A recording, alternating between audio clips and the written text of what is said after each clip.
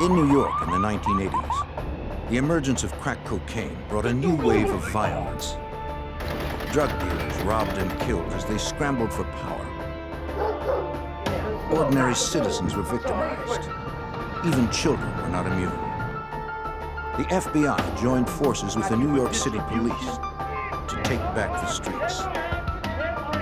Their best weapon against deadly drug gangs was the C-11 squad.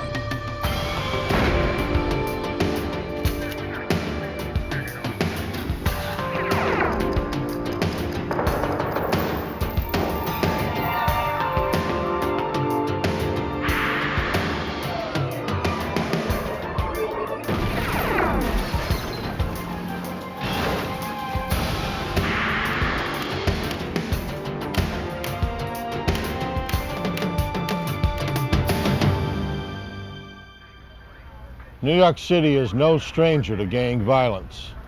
But when a 12-year-old child was kidnapped, the gangs had crossed the line. Law enforcement raced to find the missing boy before it was too late. I'm Jim Kallstrom, former head of the FBI's New York office. Agents would have to infiltrate the secretive world of a vicious gang to stop the murderous exploits of a drug lord.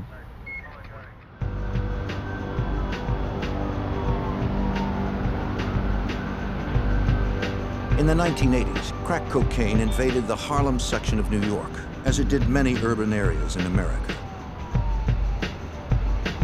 Over time, the cheap and highly addictive drug crippled communities unlike any other drug had before. With the crack came ruthlessly violent gangs that ruled the streets. No one was truly safe. On December 5th, 1989, 12-year-old Donnell Porter was walking to elementary school alone. He never made it to class that day.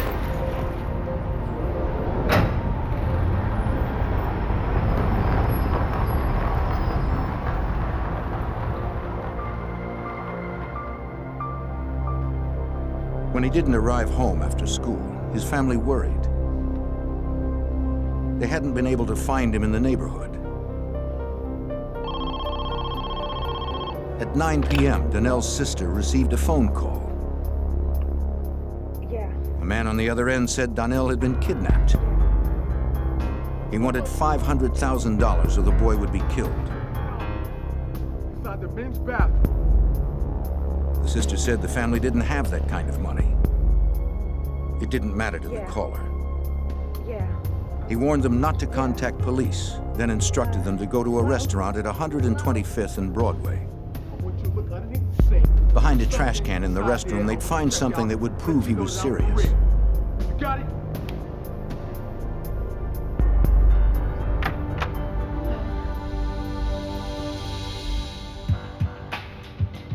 A family friend went to the restaurant so the Porters could stay by the phone.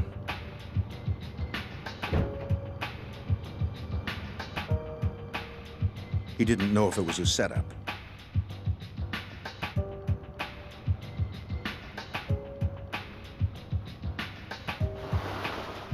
Following the kidnapper's orders, he checked behind the trash container and found a coffee can.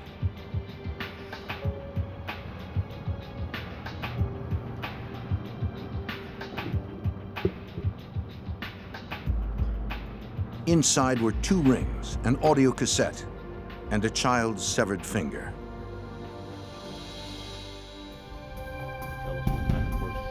Donnell was hurt and could be bleeding to death.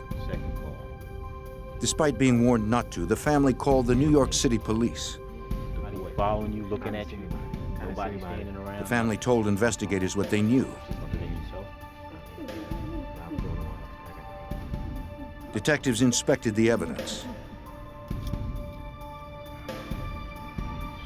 The sister said that the rings belonged to Donnell.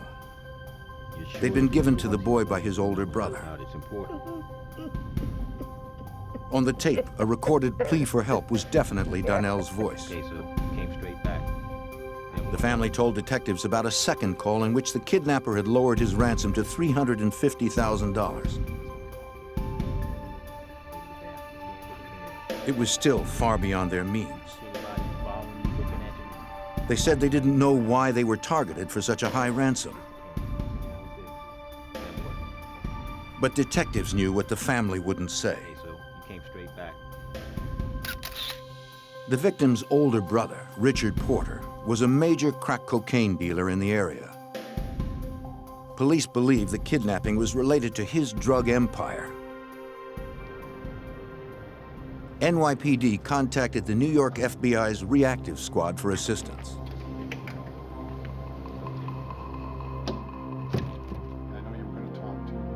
Special Agent David Higgins, a narcotics expert, was asked to provide more intelligence on Richard Porter. Anything they have, any of them. Richard Porter, then about 25 years of age, was a well-known crack dealer whose activities took place in central Harlem. He was one of those individuals who got in early on the crack trade in New York, and he had created a significant drug empire in central Harlem. Richard Porter had made millions of dollars selling crack on New York's streets. Detectives knew where his turf was. What's going on, man? It didn't take long to find Porter. Detectives recognized the person he was with as his drug-running partner, Alpo Martinez. This visit wasn't about drugs. It was about finding Donnell.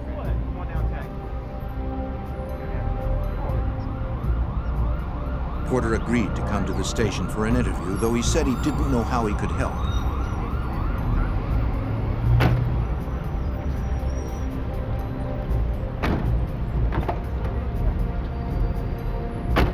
Look, guys, I don't know anything. Police knew Porter was very close to Donnell, but he claimed to know nothing about who was behind his brother's kidnapping. On the streets, these matters are usually solved without the cops. I don't know no one. Though Porter most likely held the key to finding Donnell, he was in no position to talk to authorities. Richard Porter, because of his situation as a drug trafficker, found himself in a ticklish situation legally. It would have been difficult for him to cooperate directly with law enforcement. I believe he attempted to handle this situation on his own to some extent. Police had nothing to hold him on. Authorities needed to find someone else to help them. They canvassed the area, trying to gather information on the kidnapping.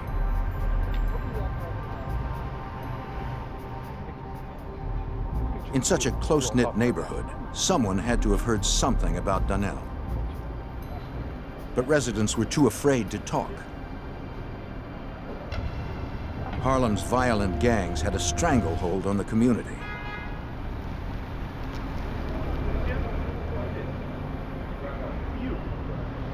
Detectives were left with nothing. With each passing day, police in NYPD's 32nd precinct knew Donnell's chance of survival decreased. Investigators maintained contact with the boy's family, who were desperate for more word from the kidnappers. We need to get to the bottom of this. Take a A look week at that. after the abduction, the family received a note. In it, the kidnappers hinted Donnell was still alive. The child is in pain. They demanded their money. Assistance.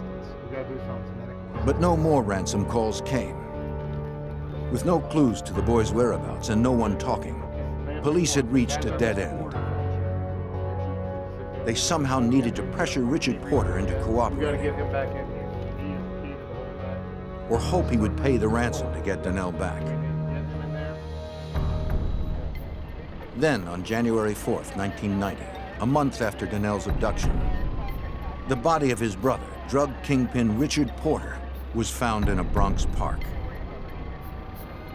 He had been shot twice, in the head and chest. There would be no one to pay the ransom now. It was widely assumed that Richard's death was connected to the kidnapping and probably the result of a ransom payment gone bad. However, it was noted early on that when his body was discovered, his wallet contained over $2,000 in U.S. currency. His jewelry was there. Apparently his automobile was nearby. So there was some question about what the actual motivations were behind his murder. We got a little boy's missing fingers. With Richard Porter's death, investigators lost their closest connection to the abducted 12-year-old. To find another source, they increased pressure on lower-level dealers in Porter's organization. Where'd this come from?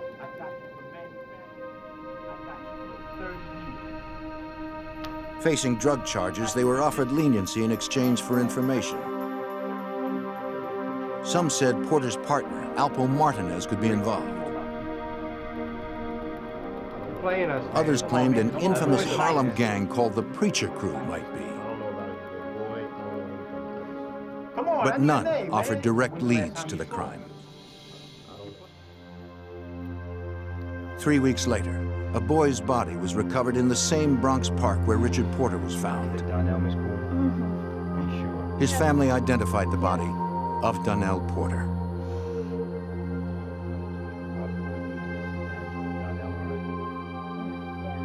Cause of death was blunt force trauma to the head. Death of a child is always a disturbing event. There's a 12-year-old boy, he's on the way to public school.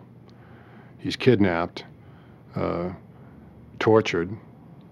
He's heard on the tape cassette crying for help from his family. Donnell's murder stunned the entire Harlem community, even though violence was a daily occurrence there.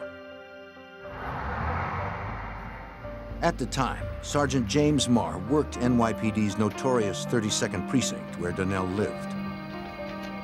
In the late 80s and the early 90s, 32nd Precinct, which is actually geographically only 1 square mile, was one of the most violent precincts in New York City.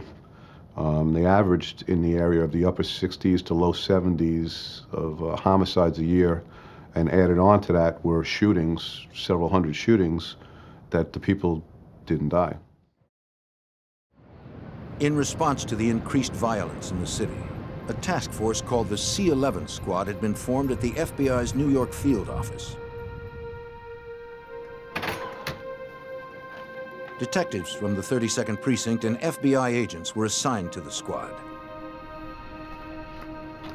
C-11 was created to address these entrenched criminal conspiracy groups in the city of New York.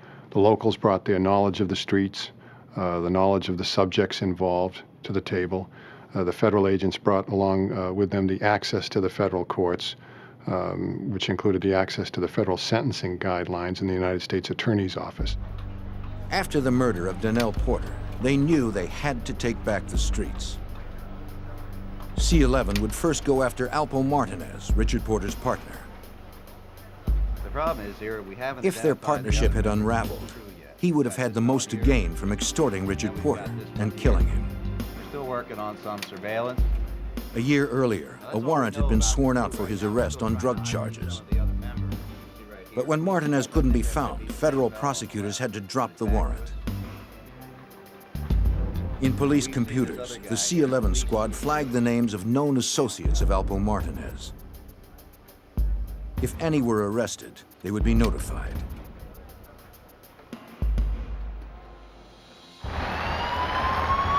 Months later, police in Washington, D.C. pulled over a car after observing its driver engage in a drug deal. The driver was a known courier for Alpo Martinez.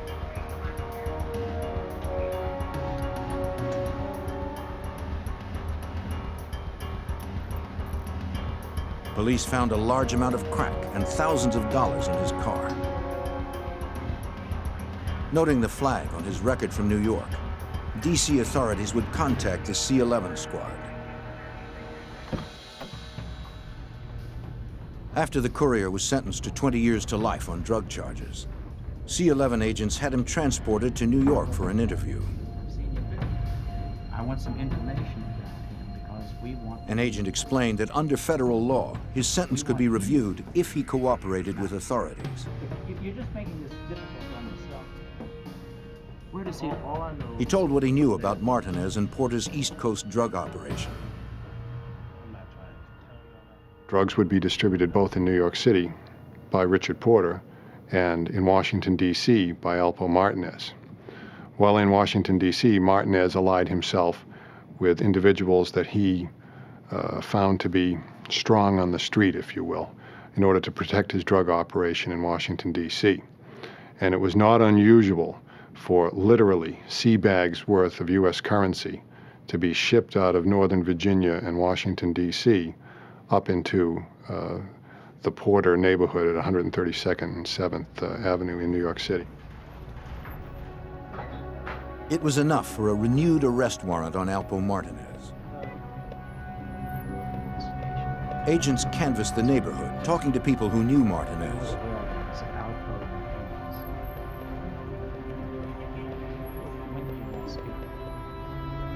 Most were afraid to talk. Eventually, agents learned the fugitive was going to pick up his wife's car at a dealership in northern New Jersey.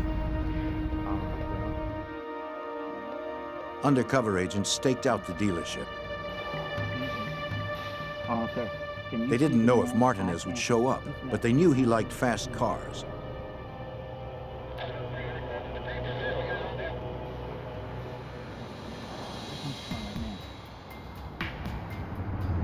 That afternoon, a sports car pulled up.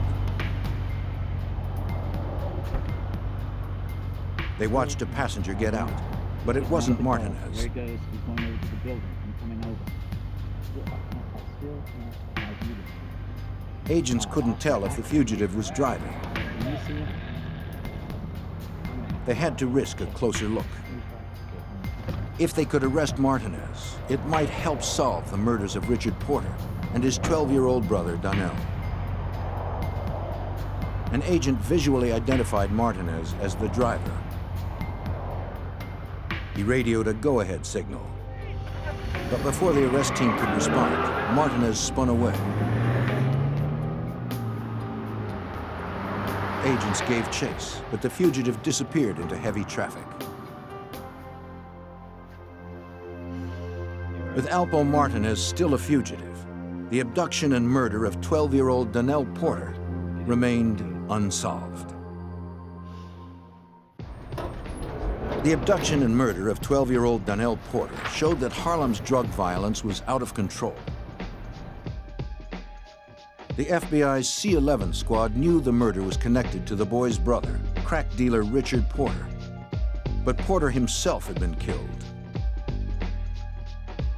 C-11 believed finding Porter's partner, Alpo Martinez, would provide answers. But in 1991, Martinez had eluded an FBI undercover operation. From the incident, the FBI got his license plate number and alerted New York police to be on the lookout for the vehicle. The next day, police spotted it, parked on a Harlem street. They impounded it, hoping it might lead to Martinez. They believed the fugitive wouldn't retrieve the vehicle himself, but FBI Special Agent David Higgins waited to see if he'd send someone. A young lady showed up who claimed to be the true owner. She was the registered owner. Ultimately, a quick investigation established that she was what we call a straw man, or somebody who had stepped forward in order to buy and register the car on behalf of Mr. Martinez. Martinez was nowhere to be found in New York.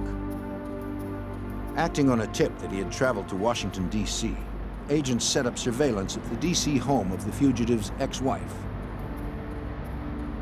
In the early hours of November 7th, 1991, they spotted Martinez getting into his ex-wife's vehicle.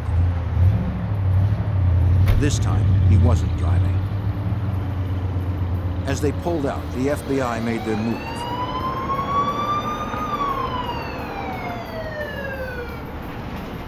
The fugitive's ex-wife pulled over.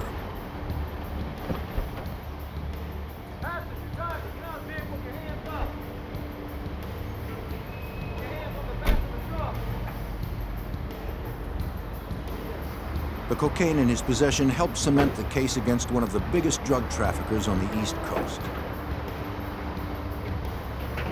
Ultimately, Mr. Martinez pled guilty to an indictment in the Eastern District of Virginia, which accused him of trafficking in over 1,000 kilograms of cocaine. The wholesale value of that would be $20 million. Richie Rich, who killed him? Investigators also had evidence against Martinez on several gangland murders. The little boy? Yeah. I don't know nothing about that. They told him they knew he was Richard Porter's partner, so he stood to gain from Donnell's and Richard's death. Hoping to avoid the death penalty, Alpo Martinez agreed to cooperate. What happened? I picked him up. He admitted killing his partner, Richard Porter. Just like we always do on the weekend or whatever. It didn't seem like Martinez had begun to suspect his partner had been cheating him out of hundreds of thousands of dollars. So then from there, He said that more than a year earlier, on January 4th, 1990, he and an associate had taken Richard Porter for a ride. Almost immediately, Martinez and the associate each shot him. They dumped his body in the Bronx Park, where it was found the next day. talking about it, kill that kid. I don't know. Martinez swore it was just about missing drug money. Yo, I didn't kill no It had dog nothing now. to do with Donnell Porter's kidnapping and murder. No evidence or testimony linked Martinez to that crime. He went to prison for life. Although they had put away a major drug dealer, the local and federal investigators of the C-11 squad were no closer to solving the murder of Donnell Porter. They reviewed FBI intelligence already gathered on other Harlem gangsters who might have profited from extorting and killing Richard Porter. Porter's known as Richie Rich. We've got a couple of characters. One gang stood out as likely suspects.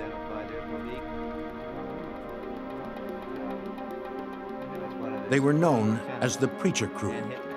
The gang's leader was Clarence Preacher Heatley.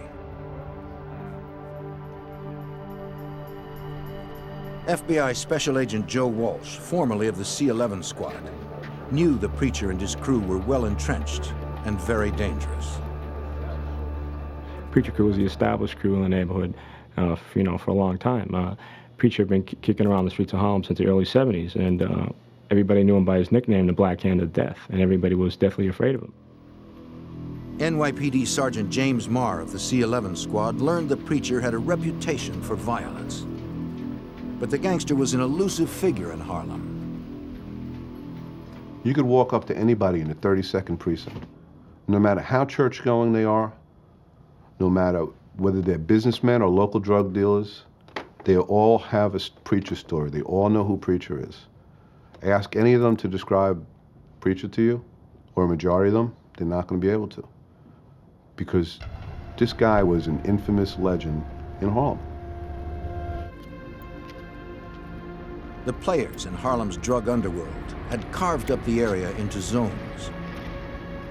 Each block, each alley was the established turf of a single dealer.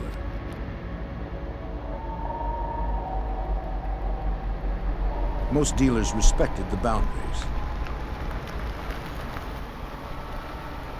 But the Preacher did not. He considered all of Harlem his turf. He made his money not by dealing drugs, but by taxing other dealers. But he was mostly into extortion, extorting drug dealers. These are guys that were violent in their own right. He would go up and claim their car. If a drug dealer looked like he was getting paid, so to say, he was driving a brand new full-size Mercedes-Benz, and Preacher liked that car, that was Preacher's. Those who argued with Preacher paid a heavy price. It was a system that made him a rich man. If you're hitting every other drug dealer on the streets, 2,000 here, 3,000 here, 5,000 there, that's a lot of money. It adds up. And believe me, they all paid, because if they didn't pay, Preacher would pay him a visit, or he would order his people to pay him a visit, and they'd wind up dead. We took him in last week. The Preacher's history of extortion and violence made him a likely suspect in the abduction and murder of Donnell Porter. John Cuff. C-11 had outlined the basic structure of the Preacher crew. Including some of his other main guys in his crew.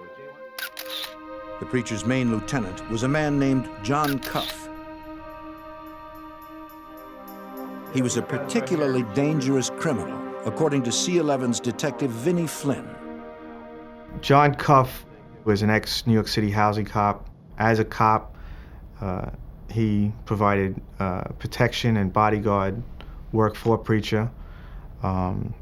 So if they were driving through the neighborhood and were stopped, John Cuff had a shield where he would probably be let go and not given a summons or anything further would happen. John Cuff had a reputation of one to be feared, very violent person. Yet no evidence linked either man to Donnell Porter. Though C-11 suspected Preacher was involved in the deadly kidnapping, he probably didn't commit it himself. He distanced himself from most of the crimes, having his main lieutenant and other henchmen carry out his orders. I know you got so much. I know you got so much, man. At Preacher's command, their brutal extortion tactics earned them money and kept witnesses too intimidated to talk, effectively insulating the crew against investigation. We go into a bodega or someplace up in Holland, and we'd say, we know he came in here, and the guy would have a cast on his hand. We know he broke your hand, and the shop owner would say, I don't know what you're talking about, and that shop owner would be paying rent, or tax to Preacher, but nobody would tell us anything. With people too afraid to talk, crimes continued to pile up. On New Year's Eve, 1992, emergency units responded to a call in the Preacher's territory. A man lay dead in his car, the victim of a drive-by shooting.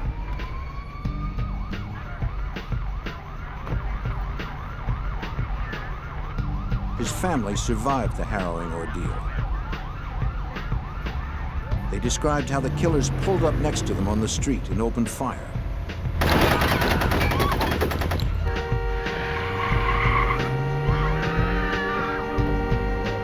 They claimed they didn't know who did it or why. And like Donnell's kidnapping, no one in the neighborhood admitted seeing anything. It was another tragic killing in Harlem that might go unsolved. The C-11 squad had to breach the area's violently enforced code of silence and finally get insiders to talk. A shocking drive-by shooting was added to the list of unsolved murders in Harlem. With witnesses too afraid to cooperate with police, the case was open for 2 years. Then in 1994, the C-11 squad found a witness who told them the shooter was a Preacher crew member named Malik. Detective Vinnie Flynn learned that Malik had a violent reputation. He became a so-called director of security for the Preacher organization. He was in charge of the group of members who were known as the janitors. The janitors were the people that had to clean up the problems or the mess of the family. And you couldn't be a janitor unless you killed somebody. To get more on Malik and the Preacher crew, C-11 tried to send in undercover officers. It was yet another dead end, according to FBI Special Agent Joe Walsh. We weren't able to really get in, so to speak, and get an undercover in there to buy narcotics from Preacher, because Preacher was very, very careful. He was, he's a very smart man, and we couldn't get the undercover, close to him. The Preacher had closed ranks, ordering the people he extorted not to sell to new buyers and to keep a low profile on the street. Investigators needed a witness with close ties to the crew.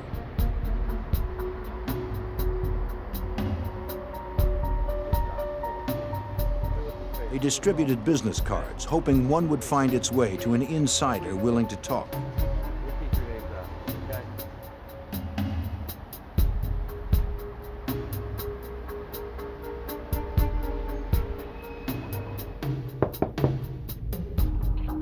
Their persistence paid off. In April 1994, a crew member contacted the C-11 squad because he realized his life was in danger.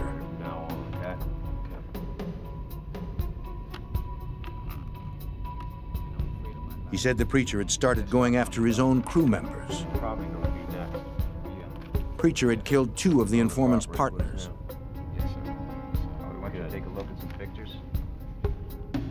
Fearing he was next, he asked Sergeant James Marr for protection.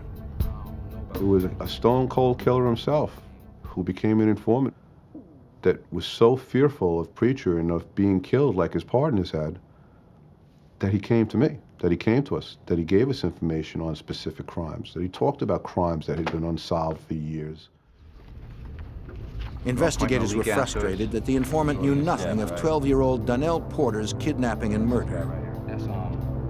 But he did give investigators their first specific insider information about Preacher Heatley's organization. He mentioned a killing basement that the crew used as a meeting place and execution chamber.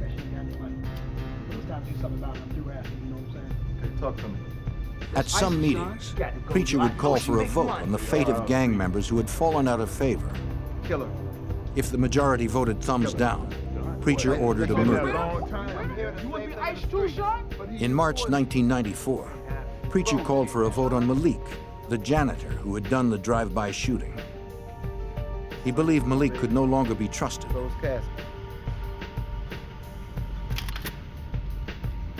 The vote was thumbs down.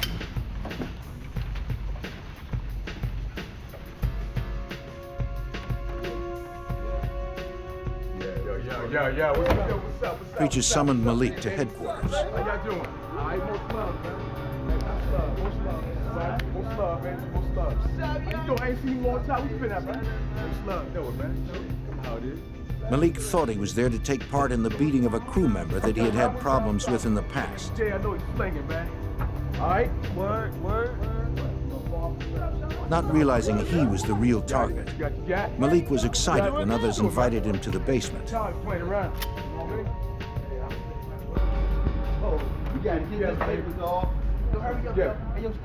If you went down there and you were followed in there, you know, somebody was behind you, you weren't coming out alive. Yo, Sean, let's go get this dude, Sean. Let's go get him. We're gonna do this to you, man. Real, yo. Yo, oh, shit. Priest, what's up, man? What's up? Yo, what you doing? Oh, man.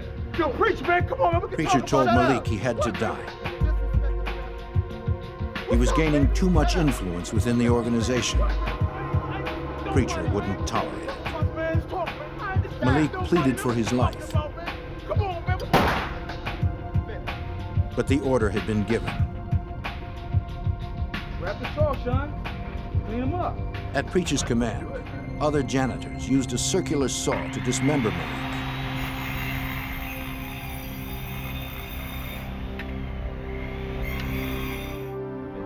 The informant said that Preacher ordered him and another crew member to dispose of the body parts. This is the guy you work for, right? They poured acid on Malik's arms to remove gang tattoos that could link him to the crew. Then they left the body parts in several crumbling, abandoned buildings. They kept Malik's head in a refrigerator for a couple of weeks, and they kind of paraded it around on a stick.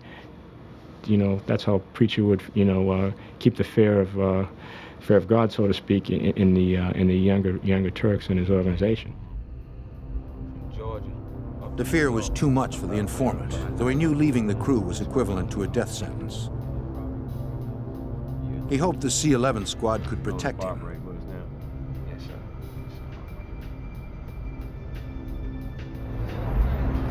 It didn't take long for word to get back to the Preacher that the informant had cooperated. One day, the informant was leaving a New York courthouse when he spotted Preacher in cuff. He was sure they were there to abduct and kill him.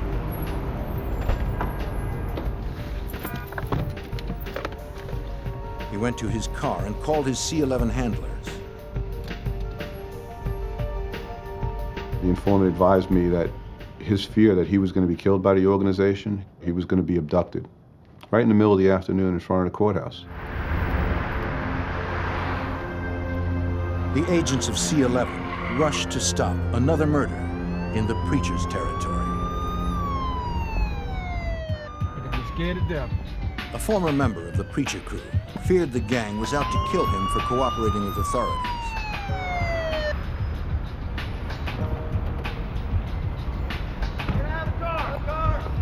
Agents and detectives from the FBI C-11 squad came to his aid just in time.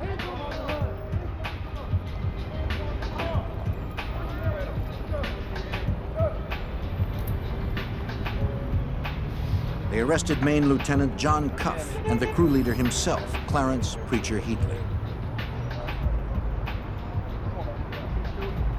Sergeant James Marr and the other arresting agents searched the vehicle. There was evidence inside, including information about my informant, masks, tape. It was apparent at the time that my informant's feelings were right. He was going to be abducted that day. Come on, man. But no one could prove that the men were coming to kill the informant.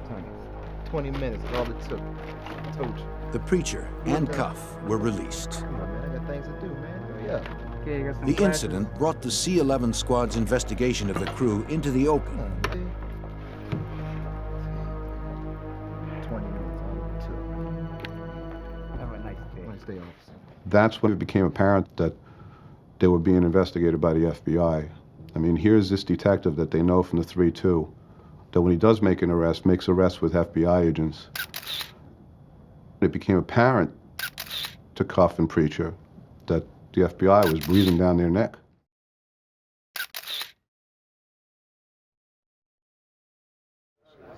Preacher further insulated himself. The FBI would have to get him by going after his organization. To prosecute, they would use federal racketeering statutes known as RICO. Originally designed to bring down organized crime families, RICO requires that strict criteria are met, according to FBI Special Agent Joe Walsh. You have to have your organization. You have to have your leader, which in this case was Preacher, and he has to have 5 or more people working underneath him, you know, to facilitate the conspiracy of the organization. But you also need 3 predicate offenses, 3 federal offenses. The C-11 investigators surveilled the Preacher crew, gathering evidence on offenses to support the RICO case. They noticed unrest within the gang.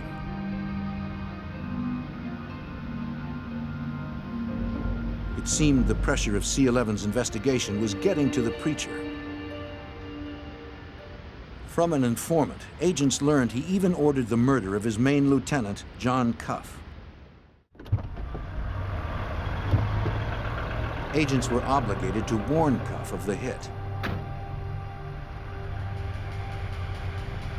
I reached for my shield. He goes, "I know who you are. You don't have to show me your shield." I said, "You know, John, I just wanted to let you know that there's a contract out in your life, and I swear there's nothing but space when you look in his eyes."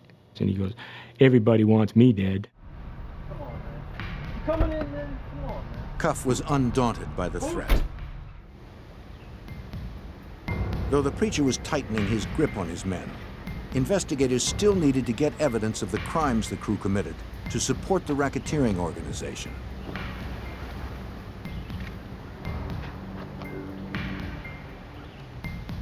As more buyers and sellers were arrested, some agreed to cooperate, helping to outline the group in detail, according to Detective Vinnie Flynn.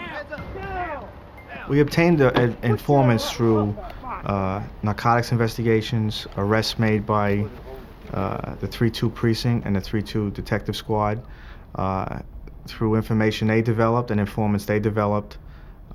Because of arrest, information was compiled, which built a case against the Preacher crew. About some murders. What murders do you know about? Unfortunately, no one had information on the Donnell Porter murder. There was this girl who went to the park, you know, and so we took her back. But one arrested crew member offered details of another murder committed by the crew, hoping for leniency. He said they decided they didn't want to pay for a shipment of drugs. They told the supplier that a young woman had stolen them and that they would take care of her.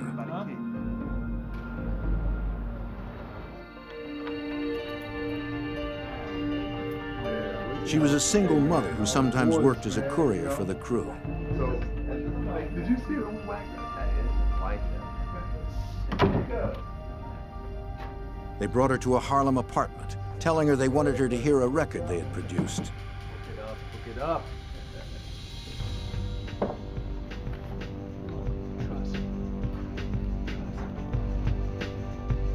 She hadn't stolen any drugs. That didn't matter to the crew. Anything about a kid? The informant explained how they cleaned up the crime scene, then dumped the body in an abandoned building. He couldn't remember exactly which building it was.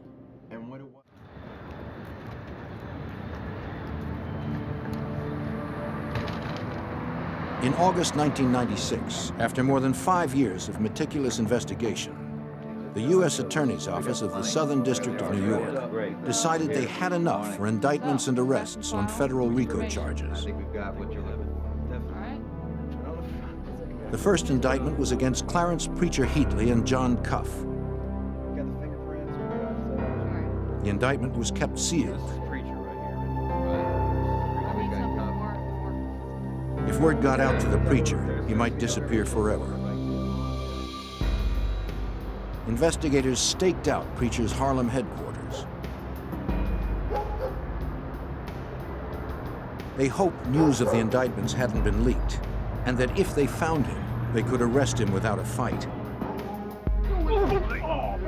They knew Preacher was surrounded by armed men, willing to kill at his command. In late 1996, the C-11 squad was ready to arrest Clarence Preacher Heatley. No one had seen him in days.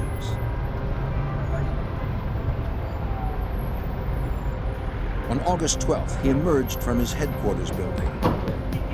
Detectives made sure he was alone, then moved in. Preacher, drop the phone! Drop the phone! Drop the phone! Let me see your hands! Get down there! Get on the car! Get on the car! Get on the car! Hands on the car! Hands on the car! As he was arrested, the elusive gang leader remained relaxed and confident. As soon as he was in custody, other teams arrested his main lieutenant, John Cuff. 2 months later, 15 more Preacher crew members were indicted. Arrest teams prepared for simultaneous takedowns. They had to strike fast, full force, to arrest gang members safely. Detective Vinnie Flynn and other C-11 investigators developed more cooperating witnesses among the arrested crew members. Once people were arrested and being prosecuted, they agreed to cooperate, and they felt that they were used by the Preacher crew, and felt that if, in some cases, if they didn't participate, they would have been killed too. So this was their way out of the Preacher crew and from under Clarence Heatley's control. Investigators learned in which Harlem buildings the crew dumped some of their victims. Finding physical evidence was crucial in order to prosecute the RICO case. One building was a shell, partially collapsed on the inside, further complicating the retrieval. After days of excavating tons of rubble, a body was discovered. Lab examiners determined it was the body of the young mother who had been killed as a cover for stolen drugs.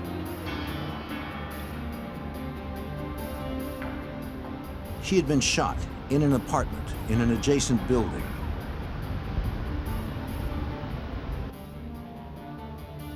Evidence response teams checked the apartment. That's the apartment where they kept Malik's head.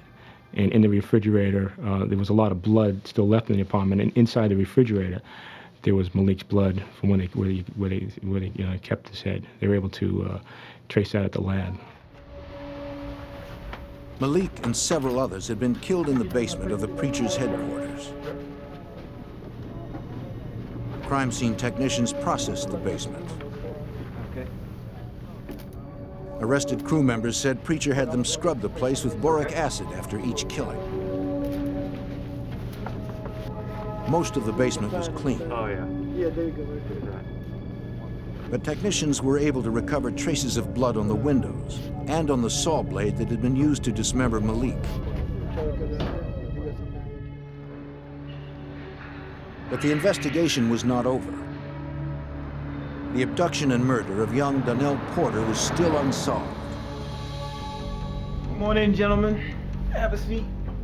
Answers about his death finally came from an unlikely source. Money for what? An assistant district attorney convinced the boy's uncle, Preacher crew member John Apple Porter, to come in to talk.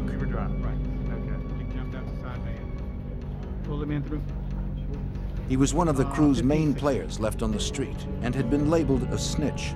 2 attempts had been made on his life. The DA suggested that Porter cooperate to earn protection in prison. He confessed to several murders and revealed what happened to his nephew Donnell.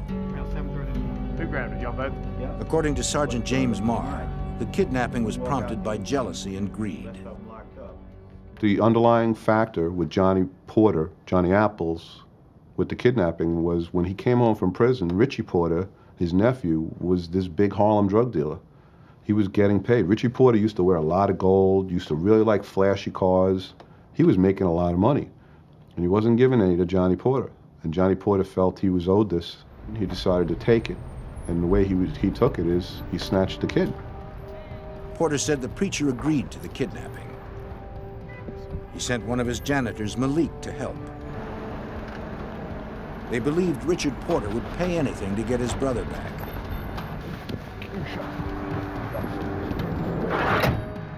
No. They kept the boy in a basement where no one would hear him. What's up, Sean? We'll make a tape for us.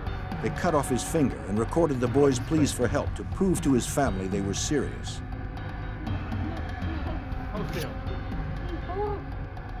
Apple and Preacher hoped for $500,000, enough to set Apple up in his own drug trade and enough to cripple Richard Porter. What time was it? When Richard couldn't come up with that amount of cash, they lowered it to $350,000. Did you hold that in his hand?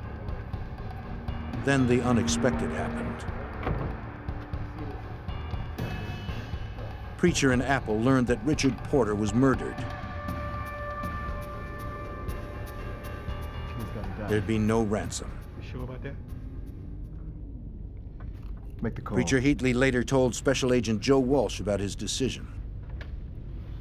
Preacher sat right down in a room and told me exactly what happened. He looked me right in the eye and said, "You know, I couldn't let that boy live after what had happened."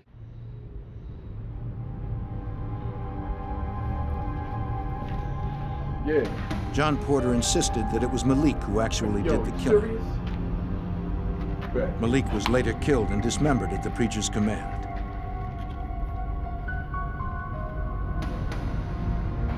You're gonna think twice about it. John Porter was sentenced to natural life.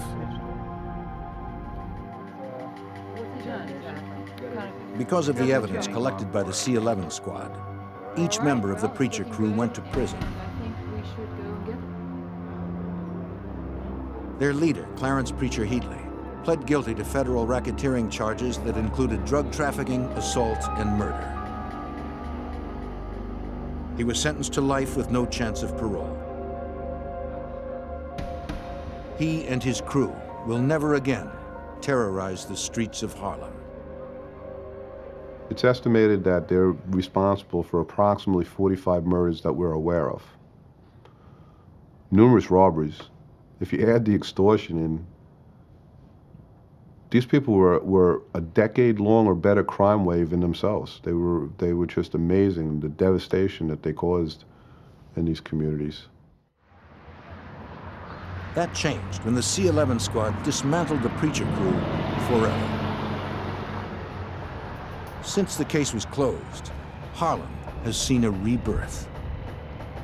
Harlem today, the 32nd precinct, is running somewhere between 15 and 20 homicides a year, down from the 70s.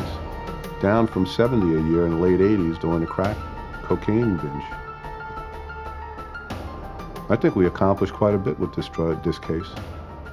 And the drug organization doesn't exist anymore, so we can't hurt anybody else. Early in the 1980s, a charismatic leader arose in Miami. Why art thou so far? He drew the weak, the poor, and the powerless to his side. He promised them a better life, but they had to follow his commands to earn it. His temples soon sprouted across the country as thousands were drawn to his gospel. And those who questioned his doctrine started turning up dead. Local police and the FBI had to stop him.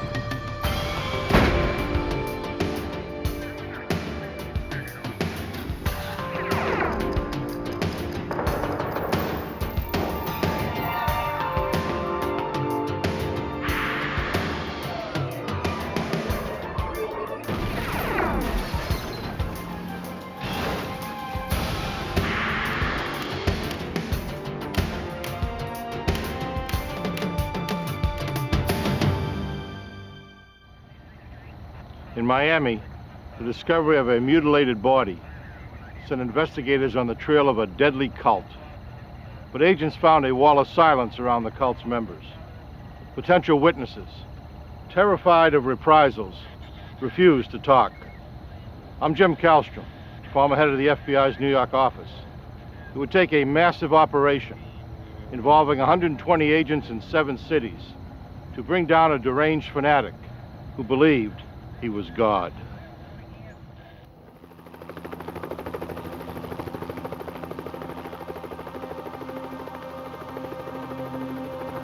Friday, November 13th, 1981, Miami, Florida.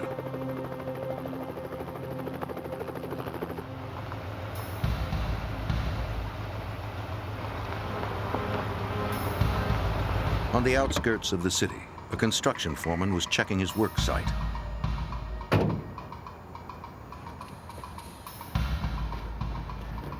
On a dirt road, he came upon something wrapped in blankets. It was a body. He called police.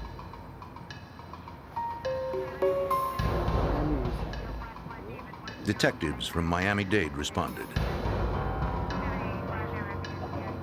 The foreman said he hadn't seen the body when he passed by earlier that morning. What's happening? Got a problem here. The body must have been laid there recently. What? No head.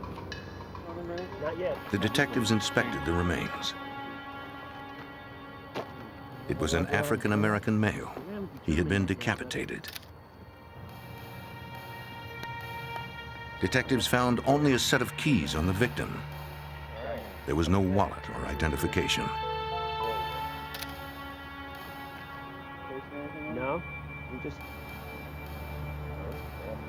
4 feet away, detectives found the victim's head wrapped in sheets. How far do you think it's worth? His fingerprints were taken in the hopes that they might help identify the man. Decapitations are rare, usually performed to hide a murder victim's identity. According to Detective John King, that wasn't the motive here.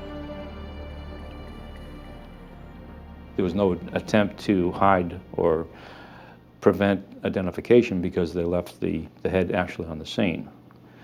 Usually, if you're going to try to prevent an identification from being made, you would take other body parts, such as the hands or the head also. It seems like it was more ritualistic than anything else, how he was killed. The victim's face was badly damaged. Visual identification would be difficult. And unless the man's fingerprints were on record, investigators would have no way of identifying him from his prints. Perhaps the autopsy could tell them more. The medical examiner determined that the victim had been severely beaten before his decapitation. His nose was bloodied, his teeth were broken, and his eyes were swollen shut. His wrist showed ligature marks, and sneaker tread marks on his body suggested he'd been kicked. On the back of his neck, the medical examiner found evidence of repeated blows from a dull blade. It had been a large weapon, perhaps a machete.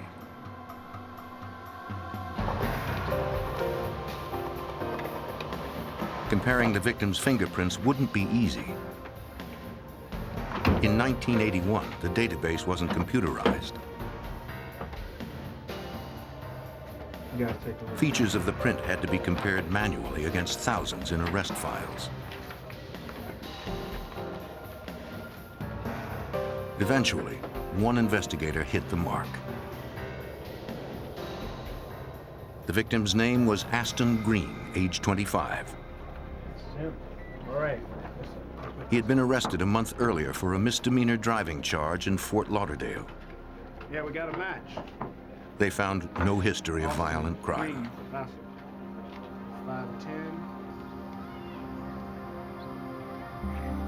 Detectives went to Aston Green's last known address, his mother's house. My son? Yes, ma'am. Can you maybe help us out by telling us when After the last time informing you Mrs. Green of her son's death, detectives asked her about Aston. She said her son had recently turned to religion. He seemed very serious about it. She'd last seen him 2 weeks earlier. She'd prepared a vegetarian meal for him in accordance with his new religious beliefs. So tell me what's going on with you? What are you doing? They talked about his conversion. He explained he was a Hebrew Israelite, a Yahweh. She told investigators that his son was committed to his Yahweh beliefs. That's when we first heard the word Yahweh. I had no idea what the Yahweh was all about. I never heard the name before, knew nothing about them. Aston Green's mother didn't know his new address, though she did have a phone number. This is the number that he gave me the last time I saw him. She said he had a housemate but didn't know his name.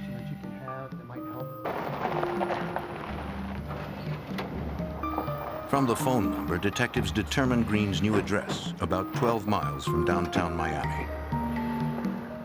Due to the violent nature of the murder, they called for backup before approaching the house. No one answered. Dade County Police, open up! Perhaps Green's housemate had been harmed too.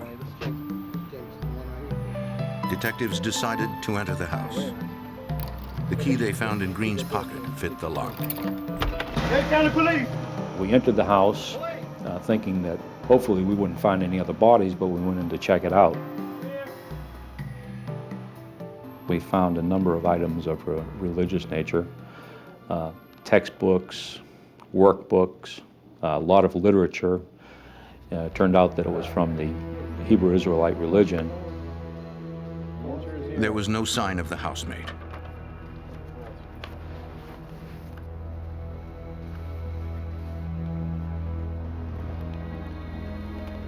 We also found a machete that was tucked to the side of one of the sofas in the residence.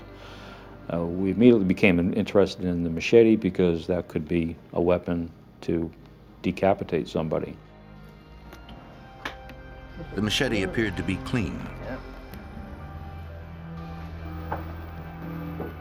Investigators continued their search. By the door, they found a phone number. They traced it to a house 2 miles away. Hi, I'm Detective Christopher. This is Detective King. Can we talk to you for a few minutes? At the house, the detectives talked with a group of Hebrew Israelites. I'm sorry to have to inform you, but Among them was Aston Green's housemate, Carlton Carey. All of them knew Green through the Yahweh Temple. They told investigators that Green, like themselves, had grown disillusioned with the rigid social doctrine of the temple.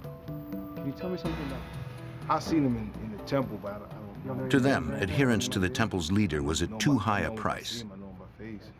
We're just trying to get as much information. Their colored turbans signified their desire to break away from it. It makes this much easier on us. We spoke to them briefly.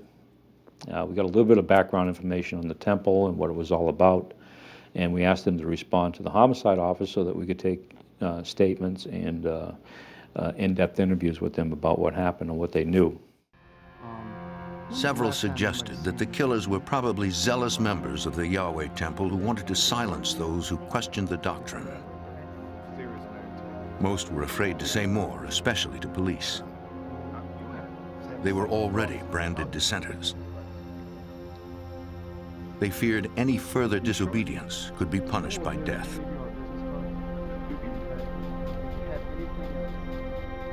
Well, all the people that we spoke to perceived a great deal of danger because of threats that had been made to them, both on the phone and by word of mouth from other members that were still in the organization.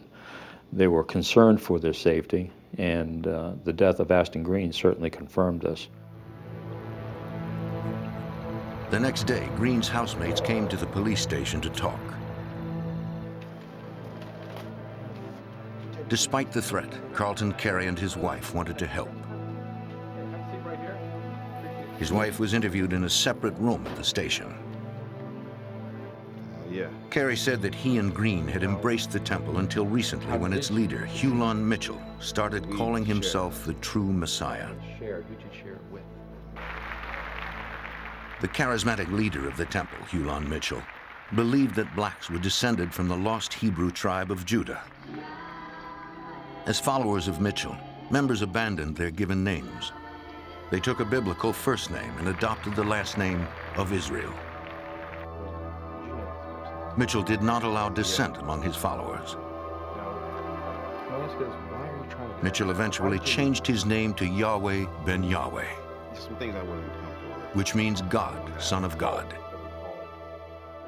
In fact, during the interview we had with him, he referred to Hulon as not the Messiah, but a crook and a swindler, which was his characterization of Hulon Mitchell at that time.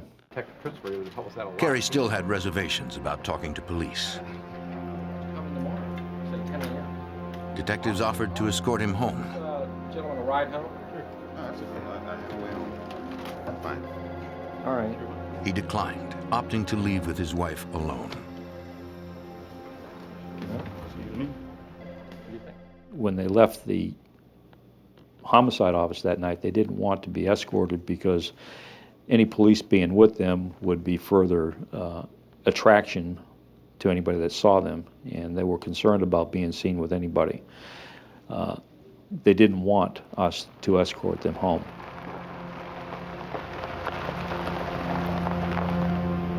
Carey and his wife took a winding route home to make sure no one had followed them.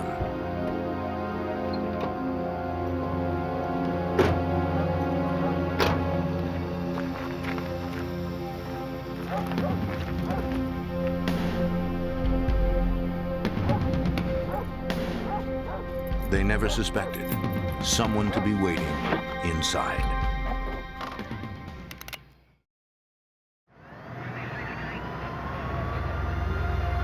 As Miami police investigated the beheading of a dissident member of a religious group, 2 informants were ambushed in their home. Carlton Carey had been shot to death. His wife, Mildred Banks, had also been shot, then her throat was slashed. She barely clung to life.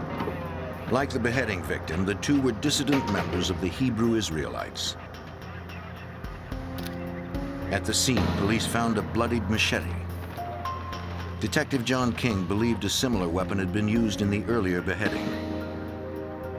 The fact that a machete was actually used in an attempt on Mildred's life certainly gave more credence to the belief that the Hebrew Israelites were involved in it. Detectives learned that many members of the Hebrew Israelite movement owned machetes. Police searched the house. Nothing found at the scene indicated who was responsible for the assault. Whoever the killers were, they had cut the phone line and left no physical trace of themselves behind. Detectives' only hope was Mildred Banks. If doctors could save her, perhaps she could name her attackers. Mildred was very seriously injured as a result of the attack on her. She was shot in the chest, the bullet was still in her, and she had a deep gash to the left side of her neck. She was given a very low probability of surviving those injuries. Police waited several days to see if she would survive surgery. Without her description of events, investigators had little hope of solving the case.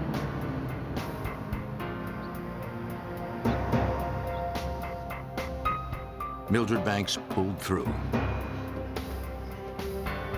When she was conscious, investigators visited her in the recovery room.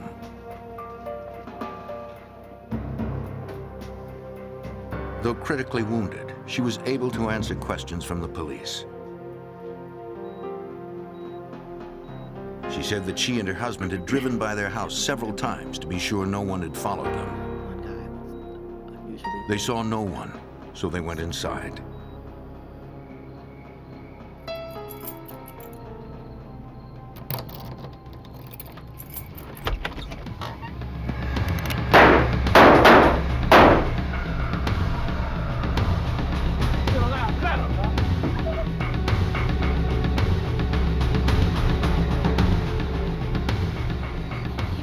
She was certain that her attackers were Yahweh's, sent because they had spoken to police that day. She never saw their faces. We were concerned that they may actually make an attempt on her at the hospital, so we posted 2 police officers at all times with her throughout her stay at the hospital. They were there 24 hours a day, 7 days a week, for approximately 1 month. The message of this most recent attack was clear to dissenting members of the Yahweh Temple. Those who spoke out or cooperated with police would suffer reprisals. After the homicide of Carlton Carey, we were not able to locate any of the former members that had split from the temple. They had fled in different directions. They became scared and they just left. Detective King needed to learn more about the Yahweh organization. He and his partner visited its Miami temple. We tried interviewing people and we really got nowhere. Every time we spoke to somebody, it was praise Yahweh or, see the public information office at the temple. Through a spokesperson, Hulon Mitchell, the Yahweh leader, claimed to know nothing about the murders and offered no help. Suspecting he knew more, investigators began surveillance on the Yahweh enterprise. The surveillance was sort of a constant rolling type surveillance where you drive by, write down some tag numbers, but to actually sit off and watch the place, it was impossible because at all times there were guards standing outside the temple watching the front door. Detectives did learn that the Yahweh organization was extensive. In Florida and in 13 other states, the Yahwehs owned real estate, buses, and vehicles that the leader claimed totaled nearly $50 million. Some said membership topped 12,000 in Florida alone. Most of these people are hard-working professionals that really didn't believe in a lot of what Hulon Mitchell was teaching. Certainly they were not racist to the level that he was, and they were not believing much of what he was telling them about him being the Messiah. They did, however, believe much of what the religion itself taught, surrounding Judaism and the Muslim religion. Since the Yahweh organization spanned several states, the FBI began investigating. Supervisory Special Agent Herbert Cousins was assigned as case agent. He believed the organization demonstrated elements of domestic terrorism.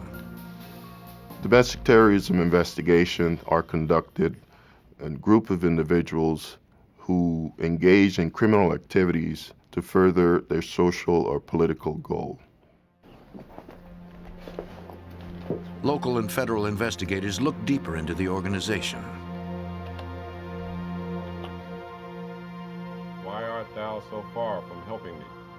Hulan Mitchell invited the homeless, the destitute, and the ex-con to join his Hebrew Israelites. Thine anger.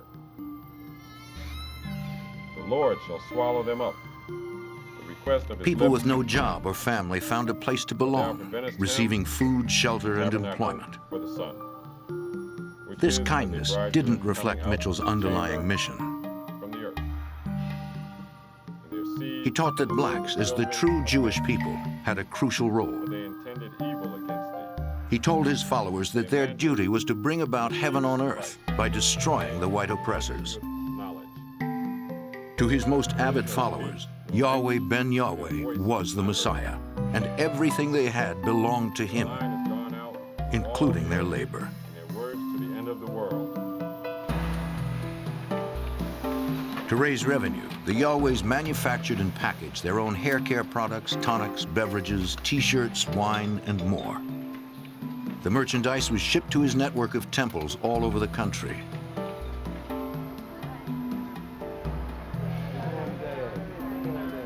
Yahweh required his members to reach certain income goals for their temple by selling these wares. In turn, the temple fed and sheltered them, and even educated their children.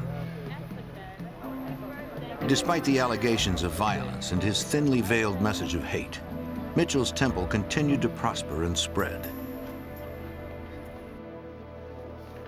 According to Assistant U.S. Attorney Richard Scruggs, the general public was unclear about Mitchell's true intentions. The Yahwehs in the early 80s had been amassing power and property, and they had kind of a dual reputation. People saw them as a somewhat scary group that they knew were preaching hatred and violence, but at the same time, they outwardly appeared to be quiet, well-behaved, mannered, and they would go in and buy these properties in distressed neighborhoods and actually clean them up. Not everyone welcomed their presence in the neighborhood. In May 1986, people in Delray, Florida, drove them out.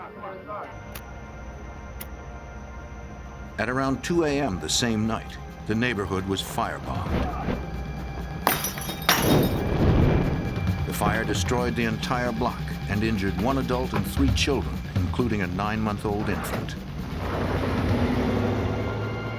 Police suspected Yahweh members were responsible.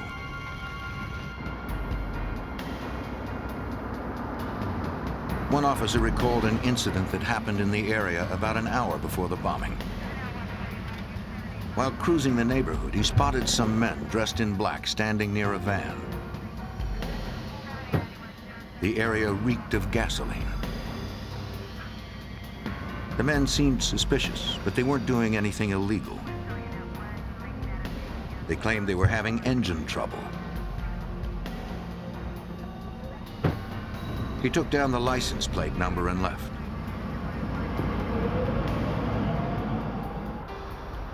Police determined that the van was registered to an elder at the Yahweh Temple.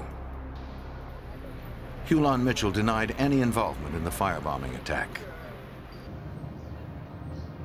One of his followers was more cooperative.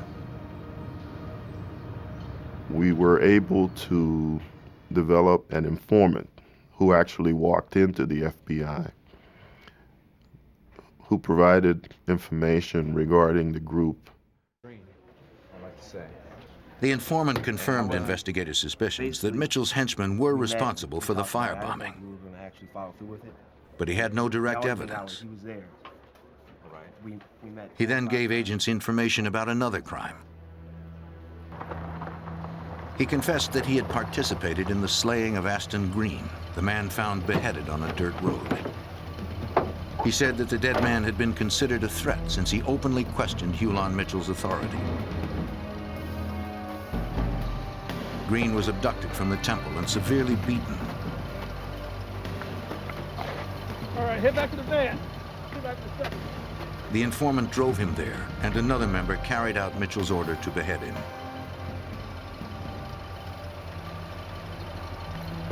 All right, let's go, let's go! Get out of here, let's go! Why should we believe? The information was crucial but limited.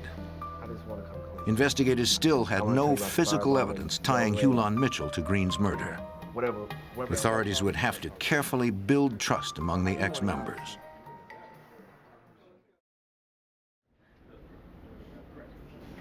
Detective John King re-interviewed Mildred Banks, the woman who had been ambushed in her home. In following up from the information with Woodside, I made contact with Mildred Banks, and she turned me on to an individual that was a former member of the organization that might be able to assist me. I subsequently made contact with that person, who took me around to a number of locations where former members resided. As investigators continued their search for a witness courageous enough to come forward, Miami police received more disturbing news. A murder victim was found in his car with both ears cut off. Police wondered if this ritualistic killing could be related to the machete attacks.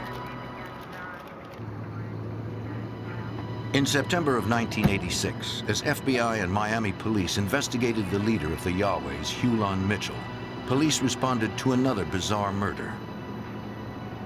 61-year-old Raymond Kelly was found stabbed to death in his vehicle. Both ears had been severed.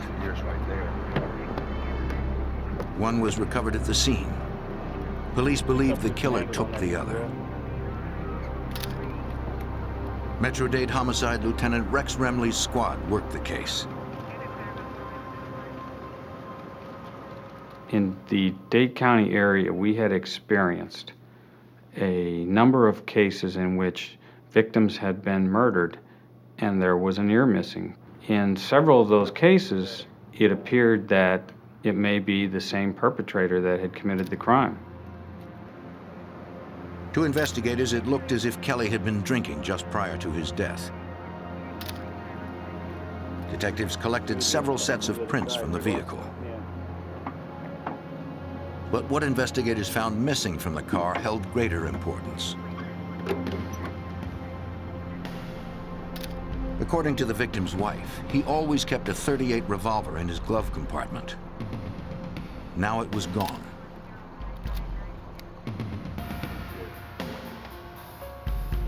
The gun's serial number was entered into the National Crime Information Computer.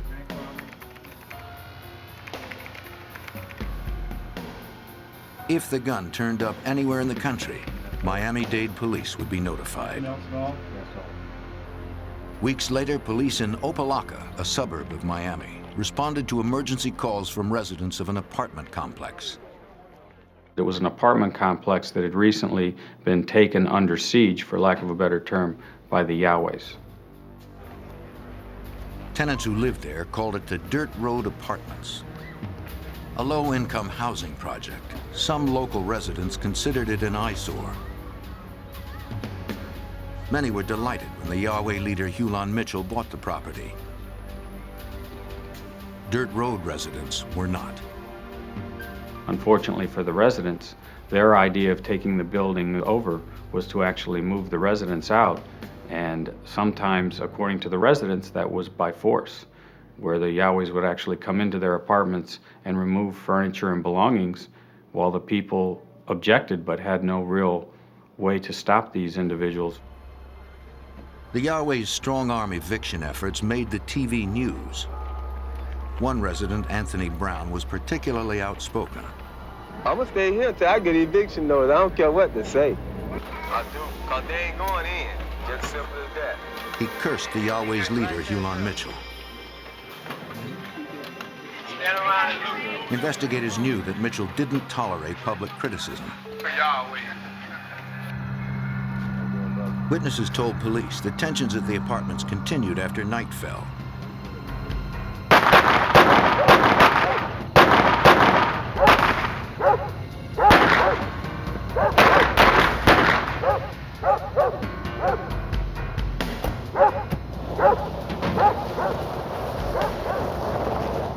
That evening, violence erupted and 2 men were killed.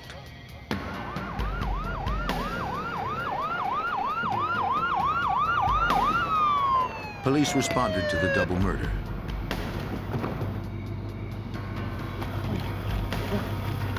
They chased one of two suspects in the shooting. Get your hands up! A canine unit tracked down the man.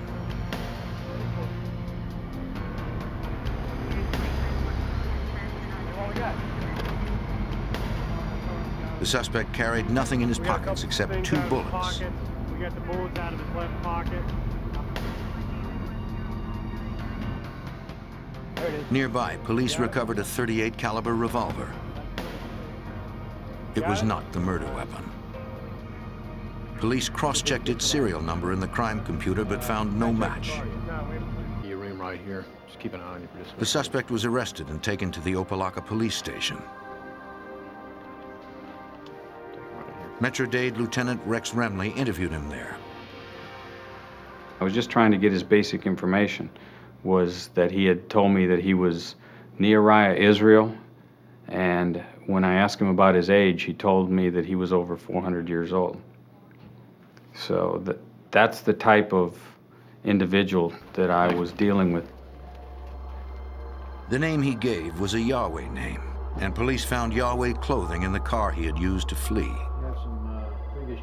Police suspected that he had been sent to silence those who had spoken out against the Yahwehs. A fingerprint match revealed that the suspect's real name was Robert Rozier. He had spent time in prison for burglary and car theft. Lieutenant Remley also learned that he was a former football player in the National Football League. He then began to have problems after he had left his football career.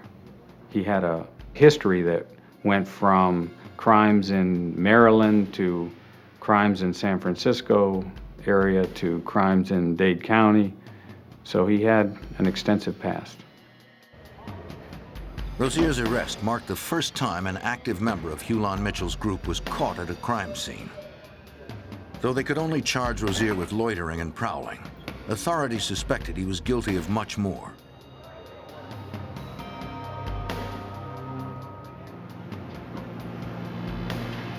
Miami police looked for more information from residents who lived nearby the complex.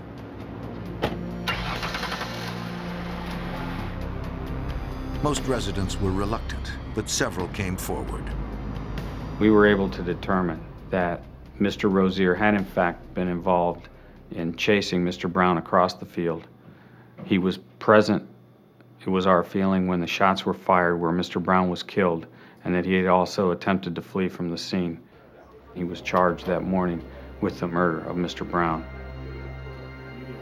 Lieutenant Remley still wondered about the handgun found at the time of Rozier's arrest. It was a .38 revolver, the same type missing from the car of murder victim Raymond Kelly. Though a computer check failed to match the guns, Lieutenant Remley pulled Raymond Kelly's file just to be sure. There had to be more of a story to this gun. And I finally found the documents that had been provided by the family that showed the serial number of this gun.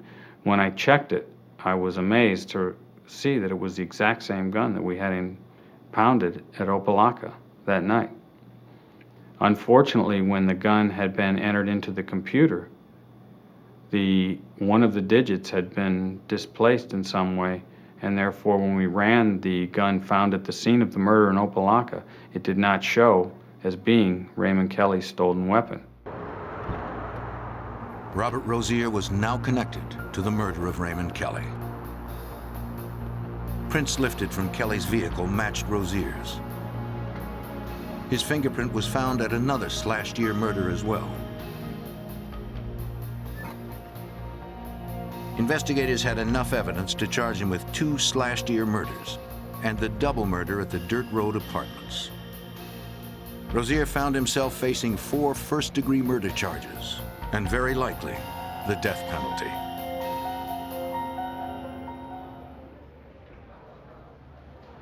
As Miami investigators tried to close in on Yahweh leader Hulan Mitchell, they arrested a man suspected of being one of Mitchell's enforcers.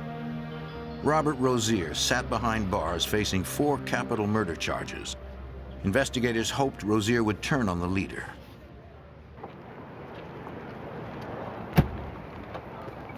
The The Yahwehs and their organization became the target of public scrutiny.